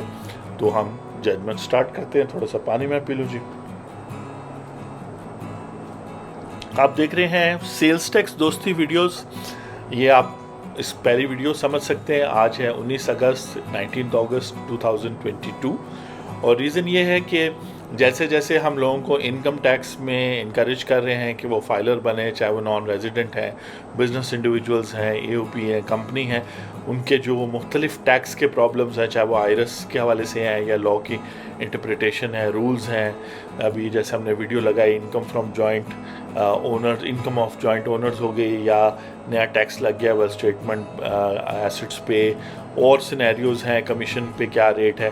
तो हम साथ साथ जो है सेल्स टैक्स के साथ भी रजिस्टर होने की बात करें, और वो जो केसेस जिसके लिंक्स आपको यहाँ मिलेंगे, टैक्सेस ऑन इलेक्ट्रिसिटी और टैक्सेस ऑन ट्रेडर में मैंने ये बात की है कि ये सेल्स टैक्स में जब आप इनकम टैक्स में रजिस्टर होते हैं और गुड्स आप सप्लाई करते हैं तो आप अज्यूम करें कि आपको सेल्स टैक्स में भी रजिस्टर होना है, अनलेस कि ये जो वे आउट अभी हम डिस्कस करने लगे, यानी 6 शेड्यूल में आपका वो आइटम जो आप सेल करते हैं वो। और ऐसा भी पॉसिबल है कि आप कुछ आइटम्स जो 6 शेड्यूल में उनको सेल करते हो और कुछ जो है वो ये 6 शेड्यूल में ना हो, एग्जेम्प्ट फ्रॉम सेल्स टैक्स ना हो, और उनको टैक्सेबल सप्लाईज में डालें, तो उसके सिनेरियोज भी बन सकते हैं। शुरू करते हैं जी। राहील कामरान साहब हैं, ऑनरेबल जज। वो कहते हैं ये जजमेंट जो है वो ये पिटिशंस डिसाइड करेगी। फैक्ट्स ऑफ द केस ये हैं कि production and sale of ice करते हैं पिटिशनर्स, और बहुत सारे हैं, उनमें से एक का नाम लिखा, और सेक्शन 13 के तहत रेड विद नंबर 27 आपने देखा था 6 schedule of sales tax act के तहत जो है वो एग्जेम्प्ट है, रजिस्ट्रेशन से एग्जेम्प्ट है, क्योंकि ऐसा गुड्स बेच रहे हैं जिस पे टैक्स ही नहीं लग रहा। तो सप्लाई चेन के अंदर गवर्नमेंट ने सिर्फ उन लोगों को रजिस्टर कर रही है जो अपने कस्टमर से, अब अगर मैन्युफैक्चरर है तो उसका कस्टमर फाइनल कंज्यूमर नहीं होगा, बल्कि होलसेलर या डिस्ट्रीब्यूटर होगा या रिटेलर हो सकता है। तो कहने का मतलब है उनको जब वो बेच रही है और उनसे सेल्स टैक्स कलेक्ट कर रही है तो सिर्फ उनको रजिस्टर होना है। लेकिन जिस तरह ये आइस वाले हैं, ये आगे मोस्ट प्रॉब्ली जो प्रोडक्ट बेच रहे हैं ये फैक्ट्रियों को हो सकता है बेच रहे हो, लेकिन ये ऐसा प्रोडक्ट है, इसकी लॉजिक मैं कोशिश कर रहा हूँ कि एक्सप्लेन करें कि ये ऐसा प्रोडक्ट है कि जनरल कंज्यूमर्स को बेचा जाता है, और चूंकि ब्रांड के तहत नहीं बेचा जा रहा तो प्रॉफिट मार्जिन्स भी कम है। और इस इंडस्ट्री को टैक्स ईयर 2021 तक तो गवर्नमेंट नहीं चाहती थी कि ये सेल्स टैक्स के नेट में आए।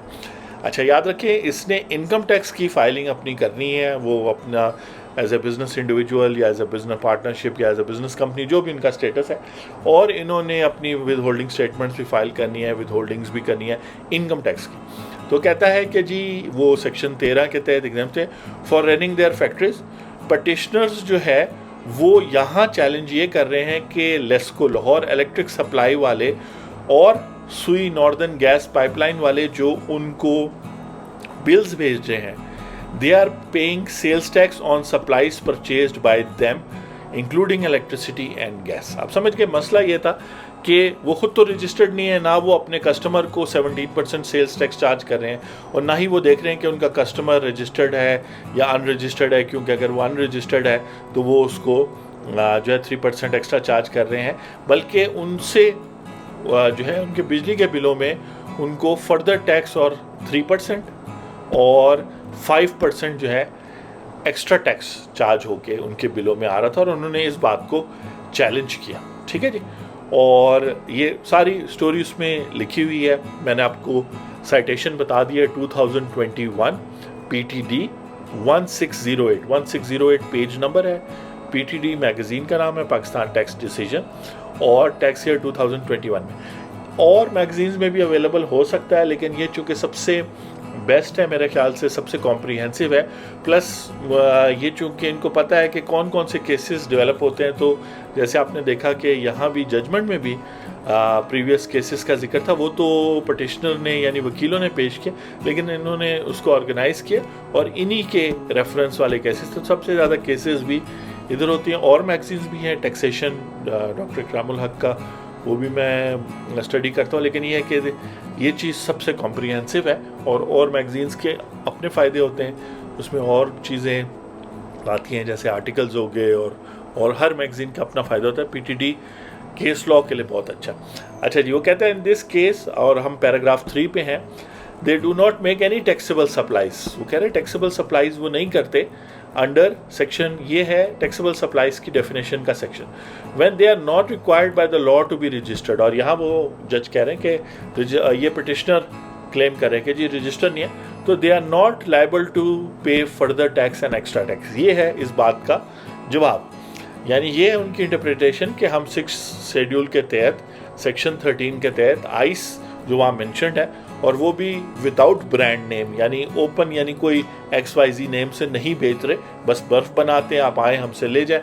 तो हम चूँकि हमें लॉ कहता है कि आपने सेल्स टैक्स में रजिस्टर नहीं होना, तो फिर हम फर्दर टैक्स और extra tax for their non registration क्यों पे करें लेस्को को और सुई नॉर्दर्न गैस वालों को। ठीक है जी, ये चीज़ इलीगल है, विदाउट अथॉरिटी है। और उन्होंने साथ में सेक्शन 14 का जिक्र किया, रूल 4 का, chapter 1 of sales tax rules 2016। Then again ये सब वो चीज़ें हैं जो मज़ीद इस पॉइंट को क्लैरिफाई करेंगी अगर आप वीडियो को देखते हुए अच्छी कोई किताब, जिस तरह मैं समझता हूँ कि तारिक नजीब चौधरी साहब जो हैं वो बेस्ट अथॉरिटी है, जो उनकी सेल्स टैक्स एक्ट 1990 की किताब है, जो हर साल उसके वॉल्यूम 72nd वॉल्यूम मेरा ख्याल है इस साल का है। प्राइस भी रीज़नेबल होती है, और दूसरी बात है कि जिस तरीके से उन्होंने मुख्तलिफ सेक्शंस और केस लॉज और रूल्स को लिंक किया हुआ है, जैसे यहाँ आप यहाँ पढ़ रहे हैं उसी तरह उनका भी जब सेक्शन 14 पढ़ रहे होंगे तो साथ में उन्होंने रूल्स और ये जो केस लॉज हैं ये सारे उन्होंने एक ही जगह पे किए हैं। और अपनी डेफिनेशंस में उन्होंने ये भी लिखा है कि ये डेफिनेशन कौन कौन से सेक्शन में, बहुत सारी लिंकिंग की, और वही लिंकिंग बड़ी वैल्यूबल होती है, टाइम सेव करती है। तो एक्सपर्ट लोग जो हैं उनके लिए तारिक नजीब चौधरी साहब की किताब मैं समझता हूँ। उसके अलावा डॉक्टर इकरामुल हक की AA पब्लिशर की 3 वॉल्यूम की सेल्स टैक्स, उस पर बहुत काम हुआ है, बहुत मेहनत हुई है,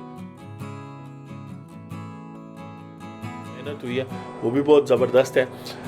तो मेरे ख्याल से तारिक नजीब साहब की किताब पढ़ के बंदा फिर डॉक्टर साहब की किताब भी यूज़ करे तो बेहतरीन ज़बरदस्त हो जाएगा, एक्सपर्ट बनेगा।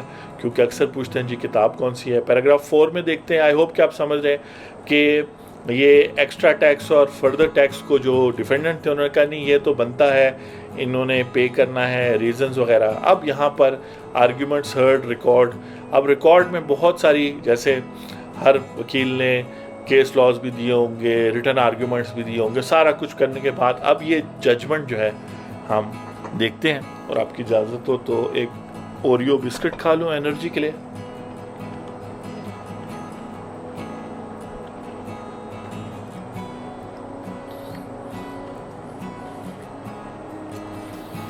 जी, तो अब हम जजमेंट को डिस्कस करेंगे, और टाइम स्टैम्प्स है, अगर आप एक्सपर्ट हैं और जजमेंट पर जंप करना चाहते थे तो आपने उधर मोर का बटन दबा के डिस्क्रिप्शन में जो टाइम आ रहा है 56 मिनट्स इस तरह सेकंड्स, उस पर क्लिक किया होगा, या जो चैप्टर्स पे अगर आप क्लिक करेंगे सी और, तो वीडियो के राइट साइड पे वो चैप्टर्स आ रहे हैं, तो आप डायरेक्ट जो है केस की जजमेंट पर आ गए।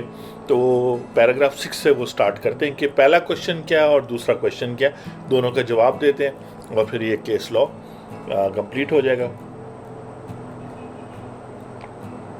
वो कहते हैं कि फर्स्ट क्वेश्चन जो है, जो जिस पे जजमेंट है कि वेदर और not a person who is involve in making of only exempt supplies. अब यहाँ उन्होंने एग्जेम्प्ट सप्लाईज इसलिए वर्ड यूज़ किया क्योंकि बेसिकली ये एग्जेम्प्ट फ्रॉम टैक्स है, तो ये भी ठीक है और क्यों जजमेंट में लिखा हुआ है, लेकिन मैं कहूँगा कि अगर एग्जेम्प्ट फ्रॉम टैक्स सप्लाईज लिखें तो और क्लैरिटी हो जाएगी। Is liable to be registered, तो उन्होंने कहा पहले ये सवाल का जवाब देते हैं कि एक शख्स जो एग्जेम्प्ट फ्रॉम टैक्स ऐसे गुड्स बेच रहा है जो एग्जेम्प्ट फ्रॉम सेल्स टैक्स है, और ऑब्वियसली फर्दर और फिर एक्स्ट्रा टैक्स से भी, यानी सेक्शन 3 से एग्जेम्प्ट होंगे, तो उसको रजिस्टर होने की ज़रूरत है कि नहीं सेक्शन 14 के तहत, जो 13 के तहत एग्जेम्प्ट है।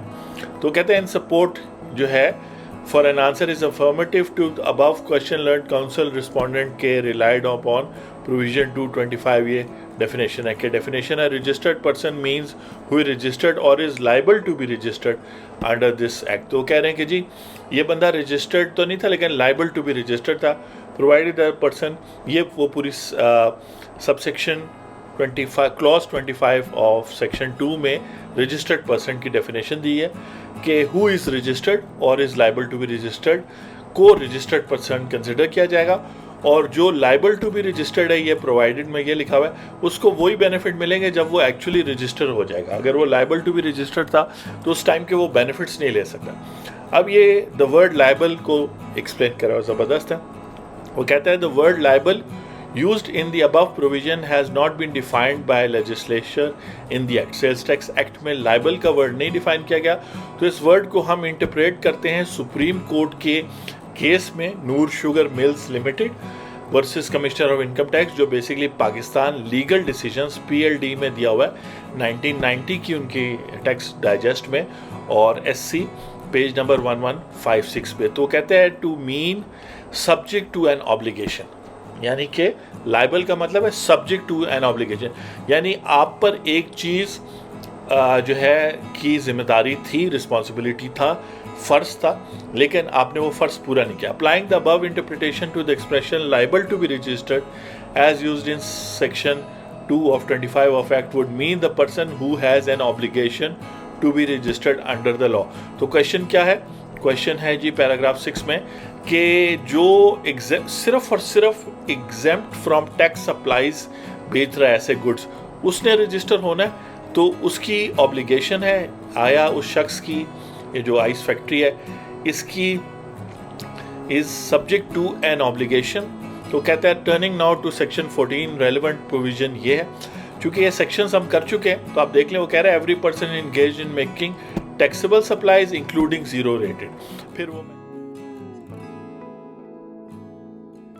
वो मैन्युफैक्चरर, रिटेलर और इंपोर्टर वगैरह वगैरह, ठीक है जी, ये सारी चीज़ें वो कह रहे हैं पर्सन इनके। वो कहता है इट इज़ अपेरेंट के सब सेक्शन 1 of 14, यानी कि ये इस सेक्शन की बात कर रहा है। 1 of 14 में किसका जिक्र है कि वो कहता है कि कंपलसरी रजिस्ट्रेशन उस पर्सन ने करनी है जो टैक्सेबल सप्लाईज करें including zero rated supplies in the course and furtherance of taxable activity by business carried upon it, and has no application to the case of petition as they are not in making any taxable supplies including zero rated supplies। तो supplies की 3 categories हो गई, मतलब 3 categories नहीं हुई, लेकिन आप समझने के लिए करें कि taxable supplies हैं, zero rated supplies हैं, और फिर supplies हैं जिन which are not chargeable to tax, ठीक है ना जी, एग्जेम्प्ट फ्रॉम टैक्स सप्लाईज। तो जिसको आप एग्जेम्प्ट सप्लाईज नॉर्मली आम फहम हो गई है ये लफ्ज़ ऐसे, तो जो है ना ये, तो वो कह रहे हैं कि ये तो ना तो टैक्सेबल सप्लाईज में आता है, ना ज़ीरो रेटेड सप्लाईज ये शख्स कर रहा है, जिस दिन करेगा, या इस केस में अब चूँकि ये आइस वाला फाइनेंस एक्ट 2022 और ऑनवर्ड 2023 शुरू हो गया, उसको 6 शेड्यूल से निकाल दिया गया, तो अब वो टैक्सेबल सप्लाईज में फॉल कर गया। जैसे ही उसको 6 शेड्यूल से निकालेंगे वो टैक्सेबल सप्लाईज में फॉल कर जाएगा, और अगर उसका जिक्र सेक्शन 4 में होगा और उसका स्केड्यूल भी है, अगर मैं गलती नहीं कर रहा, उसका स्केड्यूल 5 है या 4 है, इस तरह कुछ है, तो उसमें फॉल करेगा तो वो ज़ीरो रेटेड हो जाएगा। बेसिकली एक्सपोर्ट ओरिएंटेड आइटम्स की बात हो रही, या उसका स्केड्यूल नहीं है लेकिन बेसिकली सेक्शन 4 है, अगर वो 6 शेड्यूल में से निकलेगा, सेक्शन 13 में से निकलेगा, तो सेक्शन 3 में फॉल करेगा। सेक्शन 3 में से अगर वो सेक्शन 4 में जाएगा तो वो सेक्शन 3 से निकल जाएगा। तो इस तरीके से टैक्सेबल सप्लाईज में अब आइस आता है और उसको रजिस्टर होना है, उसको सेल्स टैक्स इनवॉइस चार्ज करनी है, 17% चार्ज करना है, कलेक्ट करना है, देना। लेकिन इस केस में ये केस टैक्स ईयर 2022 से पहले हुआ है, तो इस वजह से ये वो उस टाइम तक वो सप्लाईज एग्जेम्प्ट फ्रॉम टैक्स की कैटेगरी में आता था। तो उस तरह जो है ना एग्जेम्प्ट सप्लाईज जो है वो कहता है subsection 2 of 14 on the other hand enables the maker of an exempt supply to apply for registration. अब ये बड़ी बारीकी है कि सबसेक्शन 2 को जज साहब ने पढ़ा, ये यानी 14 का 1 था और 1 के अंदर ABC का मतलब ये था, ये तो मज़ीद क्लैरिटी थी ना कि तकरीबन हर बंदा जो टैक्सेबल सप्लाई दे रहा है वो अगर manufacturer, retailer, importer, exporter, wholesaler नहीं भी है तब भी उसे रजिस्टर होना।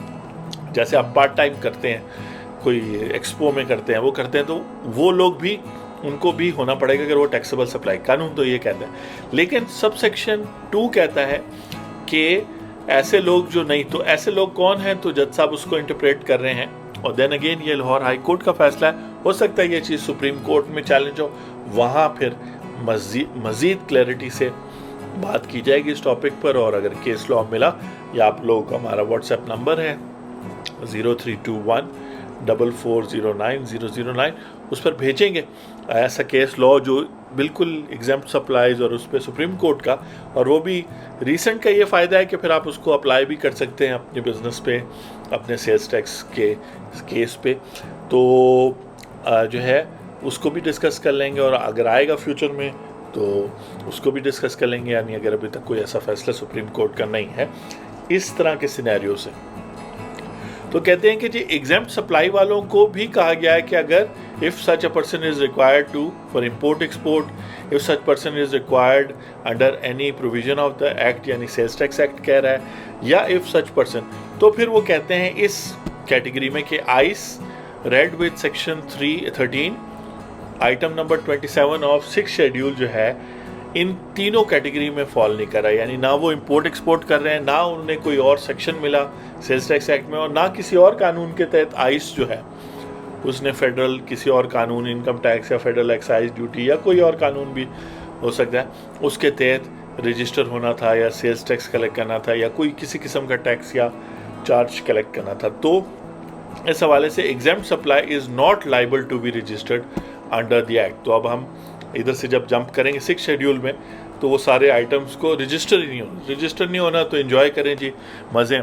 And has been burden with payment of further tax and extra tax. याद रखें कि मसला ये है कि इसने रजिस्टर्ड तो नहीं होना, लेकिन जो बिजली का बिल आ रहा है उसमें फर्दर टैक्स भी लग रहा है और एक्स्ट्रा टैक्स भी लग रहा है। और फिर इन्होंने फर्दर टैक्स को एक्सप्लेन किया है कि ऐसे लोग जिनको रजिस्टर होना चाहिए था, और मैंने वो बता दिया, वो लोग हैं जो 6 शेड्यूल के अलावा लोग हैं, उनको रजिस्टर होना है। इसलिए 6 शेड्यूल में पहले बहुत कैटेगरीज थी, 150 से कोई 175 तक, उनमें बहुत सारे आइटम्स हैं। अब आहिस्ता आहिस्ता पाकिस्तान की हर सप्लाई चेन को उसमें से निकाल के टैक्सेबल सप्लाईज में या ज़ीरो रेटेड में डाल दिया गया है, और सप्लाईज एग्जेम्प्ट फ्रॉम टैक्स बहुत कम होंगी, फिर भी हैं। और टाइम स्टैम्प पर जंप करके 6 शेड्यूल को जब डिटेल में देखते थे, तो यहाँ पे मैं जो मेरे से सवाल शायद सेल्स टैक्स में सबसे ज़्यादा पूछा गया है कि फ़र्दर टैक्स क्या है। तो देखते हैं जी, अब हम इसको कंप्लीट भी करना चाहेंगे, लेकिन चलें कोई नहीं, कोशिश करते हैं कि आप फर्दर टैक्स और एक्स्ट्रा टैक्स पे इतना सवाल पूछा गया है, तो अगर मैं अगले आधा घंटा बोल भी लूँ तो इंसाफ हो जाएगा उन सवालों का। कहते हैं object and purpose of section 1A of the act imposing further tax. याद होगा आपको कि फर्दर टैक्स लगाया जा रहा है वो सब section 1A of 3 on a person who fails to obtain registration number is to incentivize that person to register or else pay more tax. यहाँ एक प्रैक्टिकल एग्जांपल दे दूँ कि अगर एक मैन्युफैक्चरर है, उसके पास 2 किस्म के होलसेलर आ रहे हैं, एक सेल्स टैक्स में रजिस्टर्ड नहीं है, एक है। याद रखिए सेक्शन 14 में होलसेलर के लिए कंपलसरी है, अगर वो होलसेलर के तौर पर रजिस्टर्ड है तो उसको लाजमन सेल्स टैक्स में रजिस्टर्ड हो। तो फिर वो मैन्युफैक्चर्ड रजिस्टर्ड होलसेलर को तो चीज़ देगा 100 रुपए की, और उस पर 17% सेल्स टैक्स चार्ज करेगा, जो फिर वो होलसेलर आगे अपने क्लाइंट को चार्ज करके रिकवर कर लेगा। लेकिन ये है कि जो नॉन रजिस्टर्ड होलसेलर है उसको वो 17% पे नहीं करेगा, वो उसको 17% प्लस 3% पर सप्लाई करेगा, उससे वो 20% सेल्स टैक्स कलेक्ट करेगा और गवर्नमेंट को बताएगा। गवर्नमेंट को एक तो ये पता चल जाएगा, जैसे नॉन फाइलर से टैक्स डिडक्शन होती है प्रॉपर्टी पर, अब जो है इमूवेबल प्रॉपर्टी पे 7% होगी, तो गवर्नमेंट को पता भी चल जाएगा, और इमूवेबल प्रॉपर्टी बायर जो नॉन फाइलर है उसका नुकसान भी बहुत होगा, इतना ज़्यादा वो टैक्स पे करेगा जो एक्चुअली उसका नहीं बनता। तो 20% सेल्स टैक्स, जिसमें 17% सेल्स टैक्स है, 3% फर्दर, तो उसको इंसेंटिव होगा कि यार ये मैं 3% अपनी जो कटौती है, डिडक्शन है सेल्स टैक्स की, वो तो कम कराओ। तो this is based on the underlining assumption that the person to be burdened with further tax is under a lawful obligation to obtain register number and has for some reason failed to do so। और अब एक और condition add हो गई कि अगर registration number मिल भी गया लेकिन वो एक्टिव टैक्स पेयर नहीं है, यानी वो अपनी सेल्स टैक्स रिटर्न नहीं फाइल करा, monthly annual sales tax return file नहीं करा, quarterly withholding income tax नहीं फाइल करा, और कुछ कंडीशंस भी, तो फर्दर टैक्स उस पर चार्ज होना शुरू हो जाएगा। तो ये याद रखें, ये टैक्स ईयर 2022 के लिए, 23 के लिए मैं बात कर रहा हूँ, सॉरी ये टैक्स ईयर 23 के लिए मैं बात कर रहा हूँ कि अब वो एक्टिव भी होना उसके लिए ज़रूरी है। और वो जो सर्कुलर में एक्टिव होने का जिक्र था वो तो बिजली के बिल के था कि जो कमर्शियल यूनिट है, वो जो कमर्शियल यूज़र है वो एक्टिव है। यहाँ एक्टिव का ऐड अभी टैक्स ईयर 2023 में हुआ है। अब रिपीट कर देता हूँ क्योंकि इंपॉर्टेंट है कि फर्दर टैक्स सिर्फ उस पर बर्डन डाला जाएगा जो लाइबल टू बी रजिस्टर्ड था, और अब फर्दर टैक्स उस पर भी डाला जाएगा जो रजिस्टर तो हो गया, सेल्स टैक्स नंबर है उसके पास और ऑनलाइन टैक्स प्रोफाइल में जाके चेक करें, लेकिन वो एक्टिव नहीं है क्योंकि उसने कोई ना कोई कंडीशन पूरी नहीं की एक्टिव सेल्स टैक्स में होने के।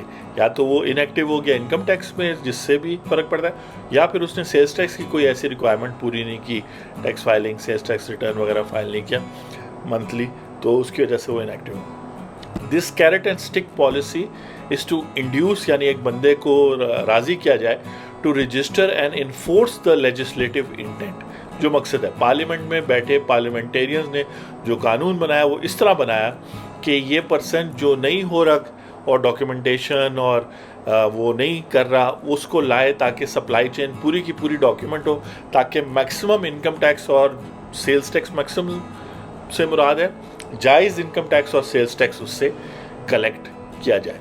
तो कह रहे हैं on policy level the wisdom behind this is to move towards a more documented economy and help expand the tax base. तो ऑब्वियसली फिर उसको इनकम टैक्स में भी आना पड़ेगा, सेल्स टैक्स में भी आना पड़ेगा अगर वो सर्विसेज प्रोवाइड कर रहा है तो ये सारा नेटवर्क, वो एक अच्छा अकाउंटिंग सिस्टम, एक अच्छा स्टाफ रख के ये सब कुछ मैनेज कर सकता है।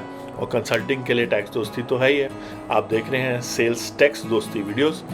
अच्छा जी, तो वो कहते हैं further tax under this section is not intended to apply and penalize those who make only exempt supplies. तो बड़ा क्लियर कह रहा है कि अगर आप ऐसी सप्लाईज करें that are exempt from tax, तो फिर आप पर फर्दर टैक्स का बर्डन नहीं आ सकता and you are not liable to be registered under the act, otherwise the same would defeat the very intent. और फिर फ़र्क क्या रहेगा कि एक शख्स जो टैक्सेबल सप्लाईज या ज़ीरो रेटेड सप्लाईज दे रहा है और एक जो एग्जम्प्ट फ्रॉम टैक्स सप्लाईज दे रहा है, उसको भी रजिस्टर होना पड़े, उसको भी फिर इनवॉइसेस इशू करनी पड़े, रिकॉर्ड उसको भी ऑडिट कराना पड़े, सेल्स टैक्स एक्टिव रहना पड़े। तो ये कानून की, यानी कि पार्लियामेंट की इंटेंशन नहीं थी, लेजिस्लेटिव इंटेंट नहीं थी ये। और इसमें ये reliance is Zia brothers versus federation 2015 PTD 1 page 175 के केस पे रिलाई की। यह हर चीज़ के लिए रेफरेंस और प्रीवियस जो जजमेंट्स और जारी बात है केस लॉज, रूल्स और जो आर्ग्यूमेंट्स वकील देते हैं वगैरह वगैरह, ये सब चीज़ें इंपॉर्टेंट। तो आई होप कि आप फर्दर टैक्स को अब आप समझ रहे हैं और इसके बाद आप ये नहीं कहेंगे कि सर फर्दर टैक्स क्या होता है। फ्रॉम परसूअल ऑफ नोटिफिकेशन, यानी वो नोटिफिकेशन की बात हो रही है जो बिजली के बिलों में और गैस के बिलों में 5% एक्स्ट्रा टैक्स लगा रहा था subsection 5 of section 3 of sales tax act के मुताबिक 5% टोटल बिल पे ऐड कर रहा था, जो सेक्शन 3 के अंदर दिया हुआ है on supplies of electric power and natural gas उन कमर्शियल कनेक्शंस पे। इस केस में तो कमर्शियल कनेक्शन और उन इंडस्ट्रियल या शायद इंडस्ट्रियल कनेक्शन था कि जिनका बिल 15,000 से ज़्यादा था, जैसे आपने वो SRO में देखा है जिसका लिंक यहाँ नीचे वीडियो में मिलेगा। बट जो रजिस्टर्ड नहीं हुए या वो एक्टिव नहीं थे, again the purpose of levying extra tax. अब फर्दर टैक्स खत्म हो गया, एक्स्ट्रा टैक्स लेवल करने का मकसद है और उसका रेट इस केस में 5% है। In addition to tax under subsection 1 of 3, यानी 17% के अलावा वो है, is to charge the set tax from those persons who despite being liable. Liable मतलब ये कि वो टैक्सेबल सप्लाईज करते थे लेकिन फिर भी वो रजिस्टर नहीं हो रहे, I have failed to do so.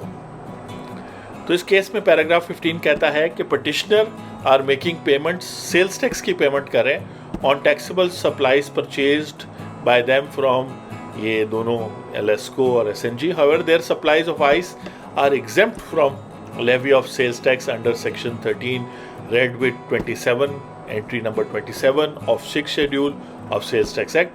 So section 13(1) of the act provides that notwithstanding the provision of section 3, यानी जो scope of tax का है उसको पावर ख़त्म कर रहा है सेक्शन 13 कुछ गुड्स के लिए, कुछ सप्लाईज के लिए। सप्लाई ऑफ गुड्स और report of goods specified in the 6th schedule shall subject to such condition. साथ में कंडीशंस भी दी हुई हैं, जैसे हम देख रहे थे अफगानिस्तान से आनी चाहिए, लेकिन सिर्फ ये चीज़ें, या जो है न्यूज़ प्रिंट में ब्रोशर्स नहीं शामिल, इस तरह करके चीज़ें। As may be specified by the federal government be exempt from tax under the act. तो ये सेक्शन 13 को वो एक्सप्लेन कर रहे हैं जो मैं ऑलरेडी आपको प्रीवियस, अगर आप सेक्शन 13 नहीं समझे तो टाइम स्टैम्प से जंप करके आप सेक्शन 13 को देख लें।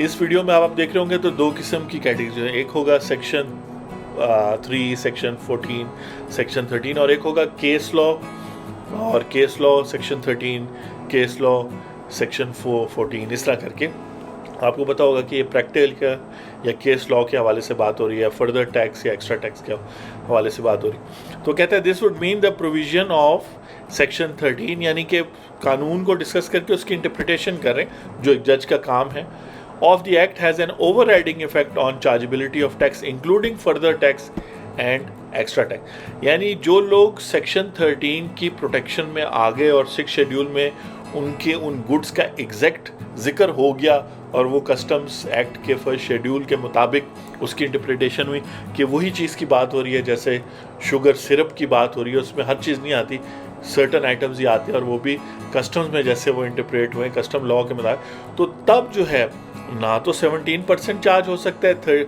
सब सेक्शन 3 ऑफ 1 के तहत, तो फिर फर्दर टैक्स और एक्स्ट्रा टैक्स कैसे 1A और 5 ऑफ सेक्शन 3 के तहत चार्ज होगा। और फिर ये जो SRO कह रहा है वो जो है ना, फिर उसमें गलती हो रही है। As the supplies produce by the have been exempt, और इस एक्ट के तहत, और वो जो है इसीलिए वो एक्टिव टैक्स पेयर भी नहीं आ रहे, therefore they are not liable to payment. वो चूँकि लाइबल टू रजिस्टर्ड नहीं है तो इसलिए लाइबल टू पेमेंट भी नहीं है फर्दर टैक्स और एक्स्ट्रा टैक्स। इस केस में एक recent judgement 2019 PTD page number 1858 पर है। तो आप देख रहे हैं कि PTD के जितने भी डिसीजन है वो एक दूसरे को सपोर्ट भी करते हैं, जितना भी पीछे आप जा सके। पैराग्राफ 16 कहता है कि रिलायंस लर्न काउंसिल ने टैक्स अथॉरिटीज़ ने रिट पिटिशन पे डाली कि जी इम्पोजिशन फर्दर टैक्स है, नॉट सब्जेक्ट मैटर वगैरह वगैरह, to hold that person who is not liable to be registered. ये अब जज कह रहा है। जारी बात है, जो डिफेंडेंट हैं फेडरेशन ऑफ पाकिस्तान की तरफ से, स्टेट की तरफ से, FBR, वो तो कहेंगे ना जी कि नहीं टैक्स लगता है टैक्स लगता है, आपने रजिस्टर होना है। तो इसलिए ऐसे बंदे से पूछा करे जो आपको सही एडवाइस दे। जब आपकी टैक्सेबल सप्लाईज हो और वो कॉन्फिडेंट हो कि उसने अच्छी तरह रिसर्च कर लिया, जैसे हमसे ओपिनियन लिया जाता है कि जी हमारी ये टैक्सेबल सप्लाई है, या ये हमारी एग्जेम्प्ट फ्रॉम टैक्स सप्लाई है, या ज़ीरो रेट, तो फिर बहुत सारी रिसर्च करके, बहुत सारी किताबें, तारिक नजीब साहब की इनकम टैक्स, डॉक्टर इकरामुल हक की केस लॉज देखने के बाद एक फ़ैसला करते हैं। मैं आपसे एक और एग्जांपल करता हूँ। मैं अभी एक कंपनी जो कोल और इस तरह के आइटम्स जो है वो इंपोर्ट करेंगी और फिर आगे वो उसको एक्सकवेट भी करेंगे, तो उनको मैन्युफैक्चरर में मैंने रजिस्टर करना था या नॉन मैन्युफैक्चरर में। इसके लिए मैंने केस लॉज देखे, तो एक एग्जैक्ट केस है कि कोल माइनिंग और जब एक्सट्रैक्शन होती है तो ये मैन्युफैक्चरिंग प्रोसेस नहीं है। तो इस तरह जब आप डिटेल में जाएंगे और फिर कानून की जो जजमेंट्स आई हैं, केस लॉज आई हैं, वो देखेंगे, तो आप अपने क्लाइंट को कॉन्फिडेंस देंगे, तो आपकी अपनी reputation as a tax professional बेहतर होगी। या अगर आप CFO हैं या बिज़नेस ओनर है, CEO है, तो इन चीज़ों में इंटरेस्ट लें, टाइम लगाएं इन चीज़ों पे जो आपके बिज़नेस से मैटर करती हैं, ऐसी जजमेंट्स वगैरह। और हम यहाँ पर टॉपिक वाइज ही बात करते हैं। taxdosti.com पे भी आप देखें तो डिफरेंट टॉपिक्स पे हमने बात किया। टैक्स दोस्ती ब्लॉग जो है उस पर आजकल इमूवेबल प्रॉपर्टी की टैक्सेशन हो गई, IT फ्रीलांसर्स की टैक्सेशन की पूरी हिस्ट्री हो गई, उसके अलावा पूरा फाइनेंस एक्ट 2022 हो गया, जिसमें जितनी भी नई चेंजेस आई हैं हर एक की अलग वीडियो और अलग सेक्शन, अलग कमेंट्स, और वो उसमें डेवलप किए जा रहे हैं, सेल्स टैक्स के भी, इनकम टैक्स के भी। और ये वीडियोस भी आप मुख्तलिफ फोरम पे और जगह पे देखेंगे और यूट्यूब पे भी देख रहे हैं। तो मकसद ये है कि ये चीज़ें मुश्किल नहीं है, लेकिन जज ने चूँकि क्लैरिटी दे दी, जजमेंट में क्लैरिटी आ गई, अब ये क्लैरिटी आपके पास भी होनी चाहिए। अब आप प्रॉपरली गाइड करें अपने आप को एज ए बिज़नेस ओनर या अपने क्लाइंट को, वो कहता है to hold that a person who is not liable to be registered under the act, paragraph number 17, तो उसको फर्दर टैक्स और एक्स्ट्रा टैक्स बर्डन करना जो है ना will defeat the legislative intent. ये पार्लियामेंट और पार्लियामेंटेरियंस और ये कानून नहीं चाहता और ये फंडामेंटल राइट्स की वायलेशन है अगर बर्डन किया जाए। और वो कहते हैं person who are not registered under the act fall in 2 distinct classes.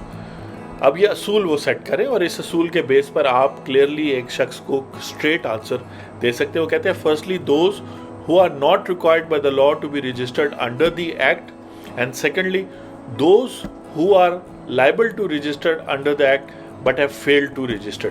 तो लाखों बिजनेसेस हैं जो टैक्सेबल सप्लाईज देते हैं लेकिन रजिस्टर्ड नहीं हुए, लेकिन लाखों बिजनेसेस होंगे जो डरते होंगे कि भाई सेल्स टैक्स में रजिस्टर नहीं होना, हो सकता है आपको आके कोई फेक बंदा या जेन्युइन FBI का इंस्पेक्टर या कमिश्नर या कोई कहता हो जी मुझे पैसे दे दें मैं आपको प्रोटेक्ट रखूँगा। जब आपको कानून प्रोटेक्ट कर रहा है और आप सप्लाईज कर रहे हैं जो एग्जेम्प्ट फ्रॉम टैक्स है, तो फिर आपको किसी को कोई पैसे या किसी से फेवर लेने की ज़रूरत नहीं है। लेकिन अगर आप ऐसे सप्लाईज कर रहे हैं जो टैक्सेबल सप्लाईज हैं, ज़ीरो रेटेड हैं, तो फिर फ़ौरन आप रजिस्टर हो जाए।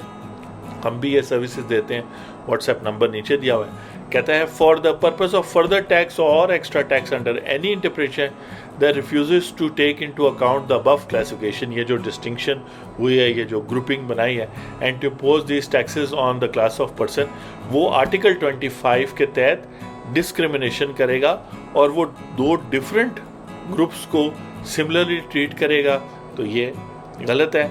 Likewise burdening those with imposition of further tax, extra tax who are not liable to be registered। बस ये मेन पॉइंट है कि liable to be registered नहीं हैं आप और will result in violation of article 23 और 24, और टैक्स उनसे ले लिया जाए जिनको देना नहीं है। तो उसमें 22 करोड़ आवाम आती है, हम सब जो है कोई ना कोई ऐसा टैक्स दे रहे हैं जो हमें नहीं देना चाहिए और उसकी वजह से हमारी टेक होम सैलरी या हमारी सेविंग या जो पैसे हमारे हाथ में होते वो कम पड़ रहे हैं हमें, लेकिन हम कुछ नहीं कर रहे कलेक्टिवली और ना हम अवेयरनेस कर रहे हैं कि हमसे एक्स्ट्रा टैक्स कौन सा लिया जा रहा है और इनकम टैक्स की सूरत में लिया जा रहा है, टोल टैक्स के, प्रोफेशनल टैक्स, बस हम जो है ना कह रहे हैं कि ये क्या हो रहा है। तो इसलिए क्लैरिटी लें, दोस्त बने, दोस्ती में आए, टैक्स दोस्ती में आए ताकि आपको पता चले। तो कहता है और लास्ट में रीडिंग डाउन वाली बात कर रहा है जिसको मैं ये कहूँगा कि वो इस तरह इंटरप्रेट किया बहुत खूबसूरती से कि सबसेक्शन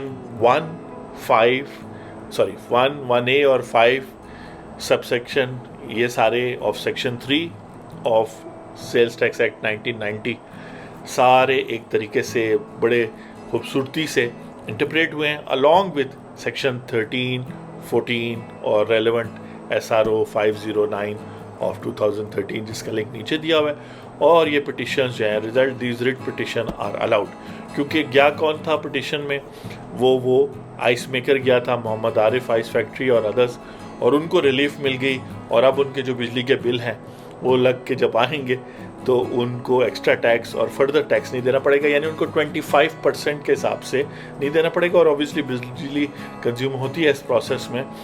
और जिस तरह मिफ्ता इस्माइल कह रहे थे, तो हमने 2 वीडियोस बनाई हैं, एक तो electricity taxes on electricity residential अगर आपका बिल आ रहा है, और दूसरा taxes on traders through electricity bill. ये दोनों वीडियोस के लिंक नीचे भी दिए हुए हैं, इन दोनों को देखें। और बिजनेस पर्सन अगर आप हैं तो आप देखें कि किस तरीके से नया सिस्टम क्या था, वो बेहतर था। उधर जो सब सेक्शन 9 ऑफ सेक्शन 3 के तहत आपसे 3000 या 5000 या 10,000 कटा था, वो full and final sales tax भी था, इनकम टैक्स भी था। अब आपको दोबारा यही सारा परसेंटेज 17% के हिसाब से देना होगा। अब आप लाइबल हैं कि नहीं, तो आप अपने गुड्स को देखें तो आप रजिस्टर हो जाएं सेल्स टैक्स में फौरी तौर पे। और वो सारा जो प्रोसेस है, मतलब उस केस में जब फिक्स टैक्स लग गया था तो ना तो ऑडिट होना था, ना ही सेल्स टैक्स रिटर्न फाइल होनी थी, लेकिन अब होनी है।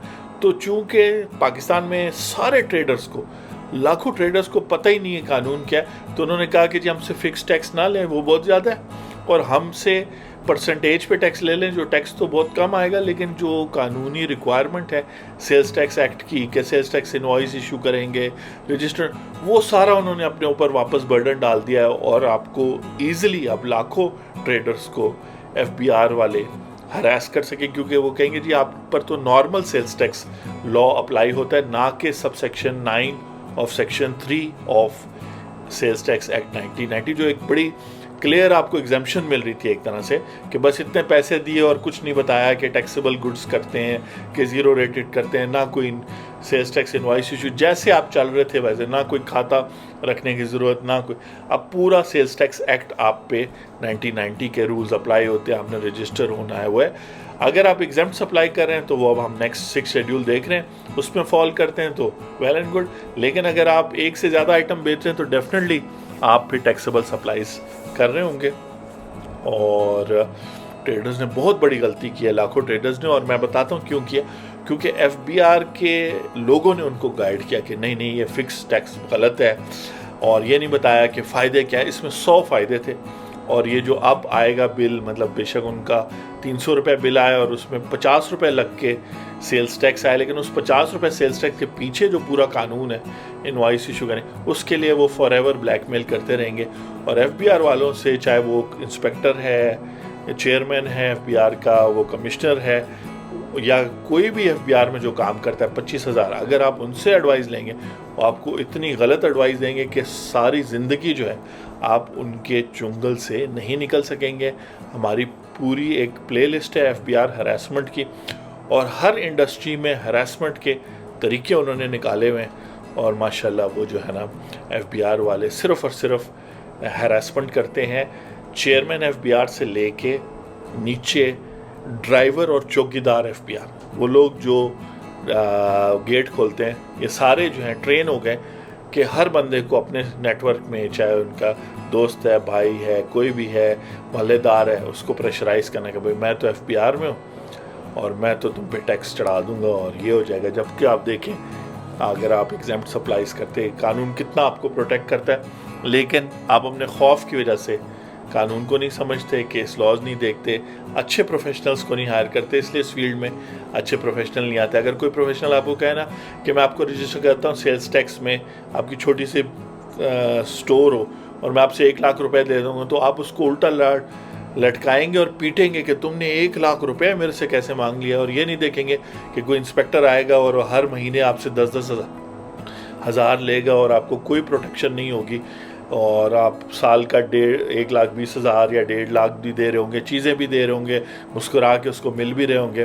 वो है अच्छे प्रोफेशनल्स को जब आप अच्छे पैसे देंगे, लोग टाइम लेंगे। हमारी तरह बेवकूफ़ नहीं कि मुफ्त में वीडियोस बनाए, लेकिन लोग पैसे अच्छे देंगे, ब्रिलियंट लोग आएंगे, वो आपको कानून के तहत प्रोटेक्ट करेंगे। इवन अगर आप टैक्सेबल सप्लाईज करते हैं तब भी बहुत सारे बेनिफिट्स हैं। मैंने जैसे आपको बताया कॉटेज इंडस्ट्री के लिए, एक्सपोर्टर्स के अंदर भी डिफरेंट टाइप्स हैं वगैरह वगैरह। हम चलते हैं जी 6 शेड्यूल के तहत। जो लोग फर्दर टैक्स और वगैरह वगैरह पूछते थे, आई होप कि उनको जो है एक रिलीफ मिला, उनको समझ आया। 6 शेड्यूल में देखते हैं कौन कौन से आइटम्स मेंशन्ड हैं, इनकी इंटरप्रिटेशन जो है वो प्रोफेशनल से करवाएं, तब खुश हों कि मैं सेल्स टैक्स में मैंने रजिस्टर नहीं होना है। एडिबल वेजिटेबल अगर आप मंगाते हैं, अब इम्पोर्टेड फ्रॉम अफगानिस्तान लिखा है तो इसका मतलब है ये इसके लिए रेलेवेंट होगा। वेदर फ्रेश फ्रोज़न, तो अब ये पूरा जुमला। पल्सेस, सिर्फ पल्सेस यानी दालें लिखा है, तो चाहे इम्पोर्ट करें या आप जो है ग्रो करके यहाँ बेचें, आपने सेल्स टैक्स में रजिस्टर्ड नहीं होना। Fruit imported from Afghanistan excluding apples जो है, फिर रेड चिलीज़ जो है इम्पोर्टेड, या जो रेड चिलीज़ लेकिन वो नहीं जो एक्सक्लूडेड, जो retail packing bearing brand names और नेशनल और इस तरह के, इनको नहीं, इन्होंने सेल्स टैक्स में रजिस्टर होना है। ये टैक्सेबल सप्लाईज देते हैं, लेकिन ओपन अगर आप लाल मिर्च बेचते हैं तो होगा। चलिए अच्छा, अक्सर वाइफ कहती हैं कि जाके जिंजर ले आए, तो ये सारे नाम जब मैं यहाँ पढ़ूंगा तो अब जो है मुझे बेहतर याद रहेंगे और मुझे समझ भी हो गया, अच्छा इसको जिंजर कहते हैं, इसको टर्मरिक कहते हैं, ठीक है ना जी, और वगैरह। तो ये तो जिंजर हो गया। देन अगेन जो ब्रांडेड नहीं, टर्मरिक हो गया। आप टर्मरिक आप इंपोर्ट करें या बेचें तो एग्जाम्प्ट सप्लाई है, सेल्स टैक्स में आपने रजिस्टर नहीं होना। राइस, वीट एंड मेलिश फ्लोर, ये सारा जो है, वीट यानी गंदम, चावल, बिल्कुल मजा। नेक्स्ट है जी एंट्री 31, होली कुरान कंप्लीट और इन पार्ट्स विद और without translation, Quranic verses recorded on any analog or digital media other holy books. ठीक है जी। तो ये सारी जो होली बुक्स हैं उनके लिए है। और इसमें ये बड़ा इंटरेस्टिंग जुमला है क्योंकि बहुत सारे लोग ऑनलाइन कमाते हैं ऑनलाइन टीचिंग से, होली कुरान की, बाइबल की वगैरह वगैरह। तो जो है ये सेल्स टैक्स में तो नहीं रजिस्टर होना, वहाँ पे उनको इनकम टैक्स में होना है। वो आईटी फ्रीलांसर में फॉल करते हैं कि नहीं, तो जी वो आईटी फ्रीलांसर के जो बेनिफिट है वो उन लोगों को भी मिलने चाहिए जो ऑनलाइन टीचिंग कर रहे हैं। उसमें मैंने एग्जांपल सिर्फ ये दी कि होली कुरान की, होली बाइबल्स की जो टीचिंग करें, उसके अलावा भी जो ऑनलाइन टीचिंग करें, तो बहुत सारे वहाँ भी एग्जाम्प्ट हो गए आप टैक्स से। यहाँ भी आपने रजिस्टर्ड नहीं होना, तो आप सर उठा के फिर कह सकते हैं कि मैं कवानीन टैक्स लॉस के मुताबिक जा रहा हूँ। जबकि अभी जब ट्रेडर्स ने ये फिक्स टैक्स ख़त्म किया तो बाकी सिविल सोसाइटी ने, सैलरीड लोगों ने, बिजनेस क्लास ने उनको कहा कि देखो ये लोग टैक्स चोर हैं। तो जबकि अगर वो इस सिस्टम को जाने देते तो भी ठीक था, और अभी भी वो टैक्स चोर नहीं है क्योंकि वो अभी भी सेल्स टैक्स वगैरह देंगे, वो इनकम टैक्स देंगे, सब कुछ देंगे, लेकिन अब वो बड़ी मुश्किल सिस्टम के तहत देंगे। उनको एक आसान रास्ता दिया गया था लेकिन समझाया नहीं गया था। तो टैक्स दोस्ती को अगर वो बड़े ट्रेडर्स अपने फोरम पे बुलाते, तो मैं हो गया, तनवीर हो गया, उसके अलावा हमारी टीम है, उमर है, खुरम है, हम लोग आते और उनको प्रेजेंटेशन देते। ट्रेडर्स ने बहुत बड़ा ब्लंडर किया लेकिन चले खैर कोई बात नहीं। आगे वो कह रहा है कि currency notes, bank notes, share, stocks and bond, इन लोगों ने सेल्स टैक्स में रजिस्टर्ड नहीं होना। ये ऐसे गुड्स बेच रहे हैं जो exempt from sales tax. Monetary gold, ठीक है, अब मॉनेटरी गोल्ड एक स्पेसिफिक मतलब है, अब हर गोल्ड वाले को नहीं कह रहे, मॉनेटरी गोल्ड कह रहे। अच्छा, इस फिक्स टैक्स स्कीम में बार बार मैं उस पर जा रहा हूँ क्योंकि गलती हुई है। ये सारी वो एंट्रीज हैं। अगर आपको कोई कहे एंट्री नंबर 42, तो टैक्स ईयर 2023 में तो ये हट गया, रिमूव हो गया इसी तरह, लेकिन प्रीवियस तो ये था जब से ये 6 शेड्यूल बना। तो आप देख सकते हैं प्रीवियस लॉज में। यहाँ मैं बात कर रहा था कि गोल्ड वालों को भी फिक्स स्कीम दी गई थी और फ़ायदा दिया गया था। चले, डेट्रॉक्सलीन इन्फ्यूजन आप समझ सकते हैं, मेडिसिन के रिलेटेड है, ग्लूकोज वगैरह। अब इस एक एक वर्ड को और उसके साथ जो कंडीशन है पढ़ना ज़रूरी है। मैं सिर्फ आपको जनरल गाइडलाइन दे रहा हूँ। आप जो है खुश ना हो जाए कि जी ग्लूकोज का वर्ड लिखा है तो चूँकि आपको ग्लूकोज बेचते हैं एज अ रिटेलर तो आपने सेल्स टैक्स में नहीं रजिस्टर होना, नहीं, ऐसे नहीं करें। प्रॉपर पहले उस चीज़ को एंट्री लोकेट करें और उसके बाद देखें, उसकी इंटरप्रिटेशन प्रोफेशनल से करवाएं, उससे रिटर्न में लें कि जी मैं नहीं फॉल करता, और केस लॉ वगैरह देखते हुए वो आपको गाइड करेगा। Import of articles of house hold personal effect including vehicles and also goods for donation. अब ये बड़ा इंटरेस्टिंग है। कैपिटल एसेट्स के हवाले से भी इनकम टैक्स में, सेल्स टैक्स में भी अगर आप इंपोर्ट करते हैं और वो आप घर के आइटम आप शिफ्ट हो रहे हैं दुबई से वापस पाकिस्तान, पर्सनल इफेक्ट, गाड़ियाँ शाड़ियाँ, लेकिन इसको मिस यूज़ ना करें। और इसी तरह आपको रजिस्टर होने की ज़रूरत नहीं। और फिर और कंडीशंस भी यहाँ काफ़ी डिटेल। गुड्स इंपोर्टेड और supplied under grants in aid. अब आपको अगर कोई किसी कंट्री ने या किसी बंदे ने एड दिया और यहाँ वो सारी कंडीशंस है कि किसकी बात हो रही है, तो अब तब उन गुड्स पर भी, उन गुड्स को भी इंपोर्ट करने की बावजूद भी सेल्स टैक्स में रजिस्टर नहीं होना। अच्छा, आप कोई शख्स सेल्स टैक्स में रजिस्टर नहीं है तो इंपोर्ट वालों को क्या कहेगा? इंपोर्ट वाले तो फ़ौरन उस पर एक्स्ट्रा ड्यूटीज़ ये वो सारा लगाएंगे। तो समझदारी से चलना है, उनको बताना है 6 शेड्यूल में एंट्री नंबर 58 देख लें, 59 देख लें, फलां देख लें। और फिर एग्जेम्पशन सर्टिफिकेट वगैरह इनकम टैक्स में जैसे होता है वैसे ही बड़ी अमाउंट अगर आप मंगा रहे हैं, आपको प्रॉब्लम्स आ रहे हैं तो इसी तरह आर्टिफिशियल किडनी, आई कॉर्निया, ये सब चीज़ें आप देख सकते हैं। ऑर्गन्स हैं डिफरेंट पेशेंट्स के, तो ये ज़रूरत पड़ते हैं वगैरह वगैरह। ये बहुत सारी चीज़ें अब एग्जेम्प्ट हैं। अब कलर्स इन सेट्स, पोस्टर कलर्स की बात हो रही है। Writing, drawing and making inks, erasers, exercise books, pencil sharpeners. तो अगर सिर्फ और सिर्फ आप ये 2-3 आइटम्स मंगाते हैं और आपकी शॉप पे सिर्फ और सिर्फ erasers, pencil sharpeners, exercise books हैं, मेजॉरिटी मतलब 50, 60, 70, 80% तक आप इस तरह की एक छोटे मोहल्ले में छोटी शॉप है तो आपने रजिस्टर नहीं होना। लेकिन अगर आप बड़े स्केल पे कर रहे हैं और उसमें और आइटम्स भी हैं तो सेल्स टैक्स में हमने रजिस्टर होना है।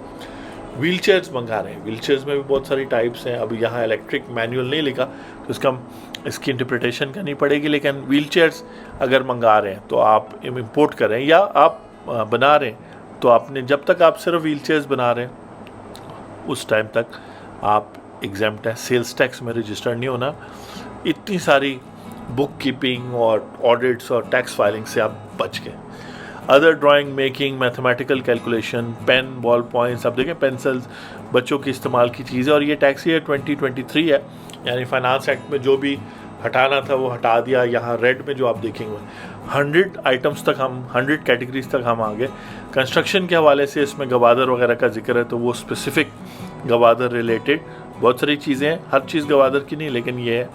फिर supplies made by business to establish Gwadar zone, vehicles imported in companies की व्हीकल, ये सारे अब ये सब होती जा रही है। Imports and supply iodine, salt वगैरह। फिर ये स्पेसिफिक मेडिकल की हैं और मेडिकल में भी डिफरेंट कैटेगरीज हैं। मैं आगे चलूँगा।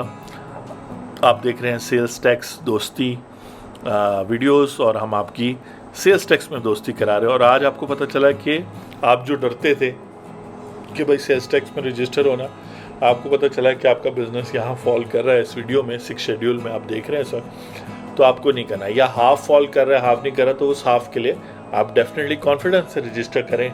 जो भी आपका स्टेटस है, रिटेलर हैं, इंपोर्टर हैं, मैन्युफैक्चरर कम रिटेलर हैं, एक्सपोर्टर कम मैन्युफैक्चरर हैं, जो भी है आप अच्छे कंसल्टेंट्स हायर करें। हम भी ये सर्विसेज देते हैं और आपकी दोस्ती भी करा रहे हैं सेल्स टैक्स के कानून के साथ। यहाँ से भी बहुत सारे 100 से 500 सवालों के जवाब आपके जो है इस वीडियो से ईजिली हो जाएंगे। और टाइम स्टैम्प्स है, जो भी एग्जैक्ट आप आंसर या आपका क्वेश्चन है या केस लॉ में कोई पार्ट है या सेक्शन 314 को में से किसी भी स्पेसिफिक क्वेश्चन सेक्शन को देखना और फिर उसके प्रैक्टिकल एप्लीकेशन देखनी है, तो टाइम स्टैम्प से आप जंप कर सकते हैं। आपके स्क्रीन पे ये सब वो आइटम्स जो 6 शेड्यूल में शामिल है, ब्लड बैंक्स वगैरह, जिस वजह से यूरिन ड्रेनेज बैंक अगर ये इंपोर्ट होते हैं या यहाँ मैन्युफैक्चर होते हैं, पेस्टिसाइड्स वगैरह, तो आपने सेल्स टैक्स में रजिस्टर नहीं होना। ठीक है, नेफ्थलीन वगैरह सारी चीज़ें हैं। इसी तरह ये बहुत सारे मेडिकल टर्म्स वगैरह और मेडिकल जूरिस्प्रूडेंस भी आजकल मैं देख रहा हूँ। और याद रखिए ये जो साथ साथ चल रहा है, ये कस्टम्स एक्ट की जो कोड्स वगैरह हैं, ताकि एग्जैक्टली पता हो कि ये यहाँ पे ये जो सारे वर्ड्स हैं इसमें कौन कौन से आइटम शामिल है, कौन से नहीं है। और अगर आपको ज़ाहरी तौर पे नज़र नहीं आ रहा अपना एग्जैक्ट प्रोडक्ट का नाम, तो कैटेगरी अगर नज़र आ रही है, ग्रुप नज़र आ रहा है उन प्रोडक्ट का, तो फिर इंटरप्रिटेशन की भी ज़रूरत है, केस लॉ की भी ज़रूरत है। ये रेड में जो है ये पेपर वेइंग इतना उन्होंने जिक्र किया है, और कुछ अमेंडमेंट्स हैं। लिक्विफाइड नेचुरल गैस की बात हो रही है, इंपोर्टेड बाय फर्टिलाइज़र मैन्युफैक्चर। तो अगर आप लिक्विफाइड नेचुरल गैस आ रही है तो उस पर लगेगा सेल्स टैक्स वगैरह लगेगा, लेकिन अगर फर्टिलाइज़र मैन्युफैक्चर बुला रहे हैं तो उनको जो गैस जाएगी उस पर वो 17% वगैरह चार्ज नहीं हो। प्लांट मशीनरी जनरल टर्म्स है, तो यहाँ पर स्पेसिफिक रीज़न के लिए हो रहे हैं कि वो हर प्लांट मशीनरी अगर आप बेचते हैं तो आप खुश ना हो जाए। ये स्पेसिफिकली अगर सर्टन CPAC या उस तरह के जोन एरियाज़ को जा रहे हैं। आप देख सकते हैं 150 भी कैटेगरीज़ हैं जिसमें वो है, हम उससे भी ज़्यादा क्रॉस करते हैं। डायलेक्ट्रिक फूड्स वगैरह हैं, इंपोर्ट ऑफ CKD आपने देखा हो, kits by local manufacture. Electrical vehicles की बहुत बात हो रही है उनको, तो अब पूरा अगर आप इलेक्ट्रिकल व्हीकल के लिए इंपोर्ट कर रहे हैं और इलेक्ट्रिकल व्हीकल बना रहे हैं, सेल्स टैक्स में रजिस्टर होने की ज़रूरत नहीं है। इंपोर्ट ऑफ ऑर्डेबल, फिर ये जो नई चीज़ें हुई हैं, goods imported by various agency united, इन सारों को बेनिफिट दिया गया है। गुड्स इंपोर्टेड और donated to hospital run by non profit making institution subject to similar restriction. ठीक है जी, अब ये पूरी कहानी कर दी गई। अब ये एक्सपर्ट बंदा जो इस फील्ड में है, टैक्स दोस्ती टीम जैसे है, तो वो जो है इसको इंटरप्रेट करके आपको देगा, और फिर ये इससे रिलेटेड केस लॉज भी होंगी, जजमेंट भी होगी, आगे भी ये कोर्ट्स में जाएगा कि इससे क्या मुराद है और कौन कौन से आइटम्स इसमें फॉल करते हैं, कौन कौन से हॉस्पिटल्स इसमें फॉल करते हैं। Goods excluding electricity natural gas applied to hospitals. अब हॉस्पिटल्स को जो है उसमें, जैसे ये आइस वाले ने अपनी इलेक्ट्रिसिटी और नेचुरल गैस में से फर्दर टैक्स और एक्स्ट्रा टैक्स रिमूव करवा दिया था, यहाँ पर आने से इसमें सेल्स टैक्स भी जो 17% है वो रिमूव हो गया उन हॉस्पिटल्स के लिए जो चैरिटेबल हॉस्पिटल्स हैं और उस 50 बेड से ज़्यादा के हैं। तो आप देखें ना, ये जो नई चेंजेस आई हैं, फर्टिलाइज़र है, ऑयल, ट्रैक्टर है, ट्रैक्टर अब हम सारा उसको आपने सेल्स टैक्स की, क्योंकि अक्सर इसके फाइनल बायर जो है वो किसान है, उसी पे बर्डन फॉल करेगा।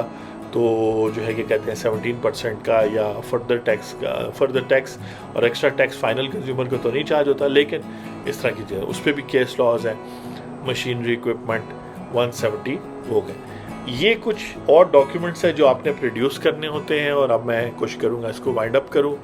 1 घंटा और 38 मिनट्स हो गए हैं। आप वीडियो देख रहे हैं, अगर पूरी वीडियो भी देख रहे हैं या पार्ट्स भी देख रहे हैं, तो मैं अब 6 शेड्यूल को कंक्लूड करूंगा। एंड इसमें इंडेमनिटी बॉन्ड वगैरह देना होता है। जब भी आप कोई चीज़ करते हैं तो इतना सिंपल नहीं है कि सिंपली आपने पढ़ा और आपने खुद एज्यूम कर लिया। ये अब टेबल 2 है।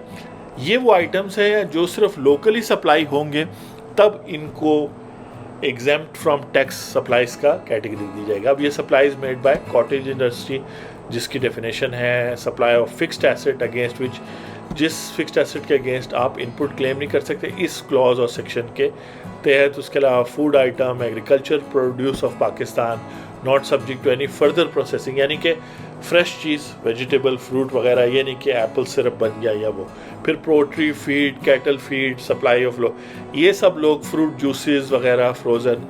अब वो अलग है कि फ्रूट जूसेस जो है जो अनब्रांडेड है, क्योंकि जो ब्रांडेड है उन पे तो अलग से रिटेल टैक्स जो है, और उसमें सब सेक्शन एक और है of section 3 scope of tax, जो कहता है कि मैन्युफैक्चरर उस पर सेल्स टैक्स लगा के आगे सप्लाई चेन में भेज देगा, और वो रिटेल टैक्स के ऊपर होगा, उस पर अलग केस लॉज है। तो वो एक अलग सिनेरियो है जो होगा।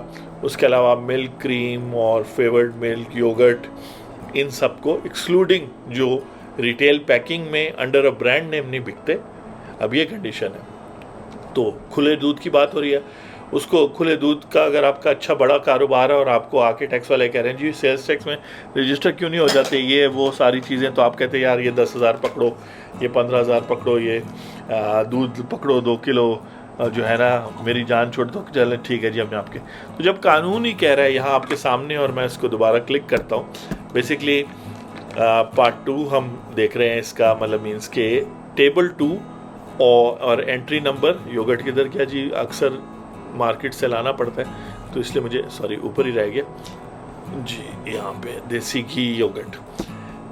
टेबल 2 एंट्री नंबर 32 ऑफ, इस तरह, यानी entry number 32 table 2 of 6 schedule of sales tax act 1990, जब योगर्ट जो रिटेल पैकिंग और ब्रांड नेम में नहीं, खुला दही, जब आपको खुले दही वाले बिजनेस को कानून प्रोटेक्शन दे रहा है और आप FBI हरासमेंट फेस कर रहे हैं, तो फिर इसमें कसूर किसका है?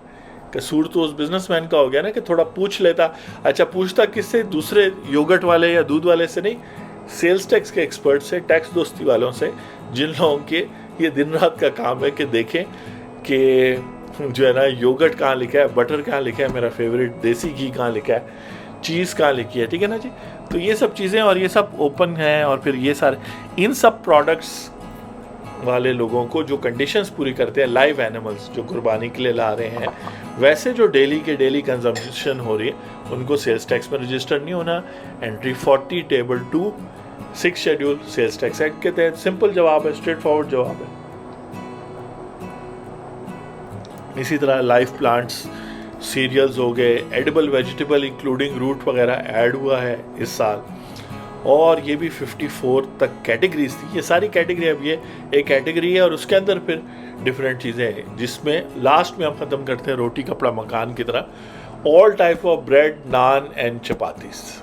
तो तंदूरों को सेल्स टैक्स में रजिस्टर नहीं होना, लेकिन इनकम टैक्स में रजिस्टर होना ज़रूरी है, NTN लेना ज़रूरी है, टैक्स दोस्ती करना ज़रूरी है। और ये फिर टेबल 3 है, जहाँ पे कुछ और एक्सप्लेनेशन दी गई हैं और कुछ और बातें हैं। तो आई होप कि आपको ये फॉर्मेट, ये स्टाइल, पहले हमने इंट्रोडक्शन किया, फिर आपको कानून समझाया, फंडामेंटल कानून, यानी रजिस्टर होने से पहले तो कोई बात ही नहीं ना, जो रजिस्टर होगा फिर उसको इनवॉइसिंग और बायो, जो नहीं रजिस्टर होगा उसका भी पीस ऑफ माइंड कैसे आएगा, क्योंकि हर साल ये चेंज होती रहती है। आपने अगर टेबल में देखा तो कितने आइटम्स मिसिंग थे।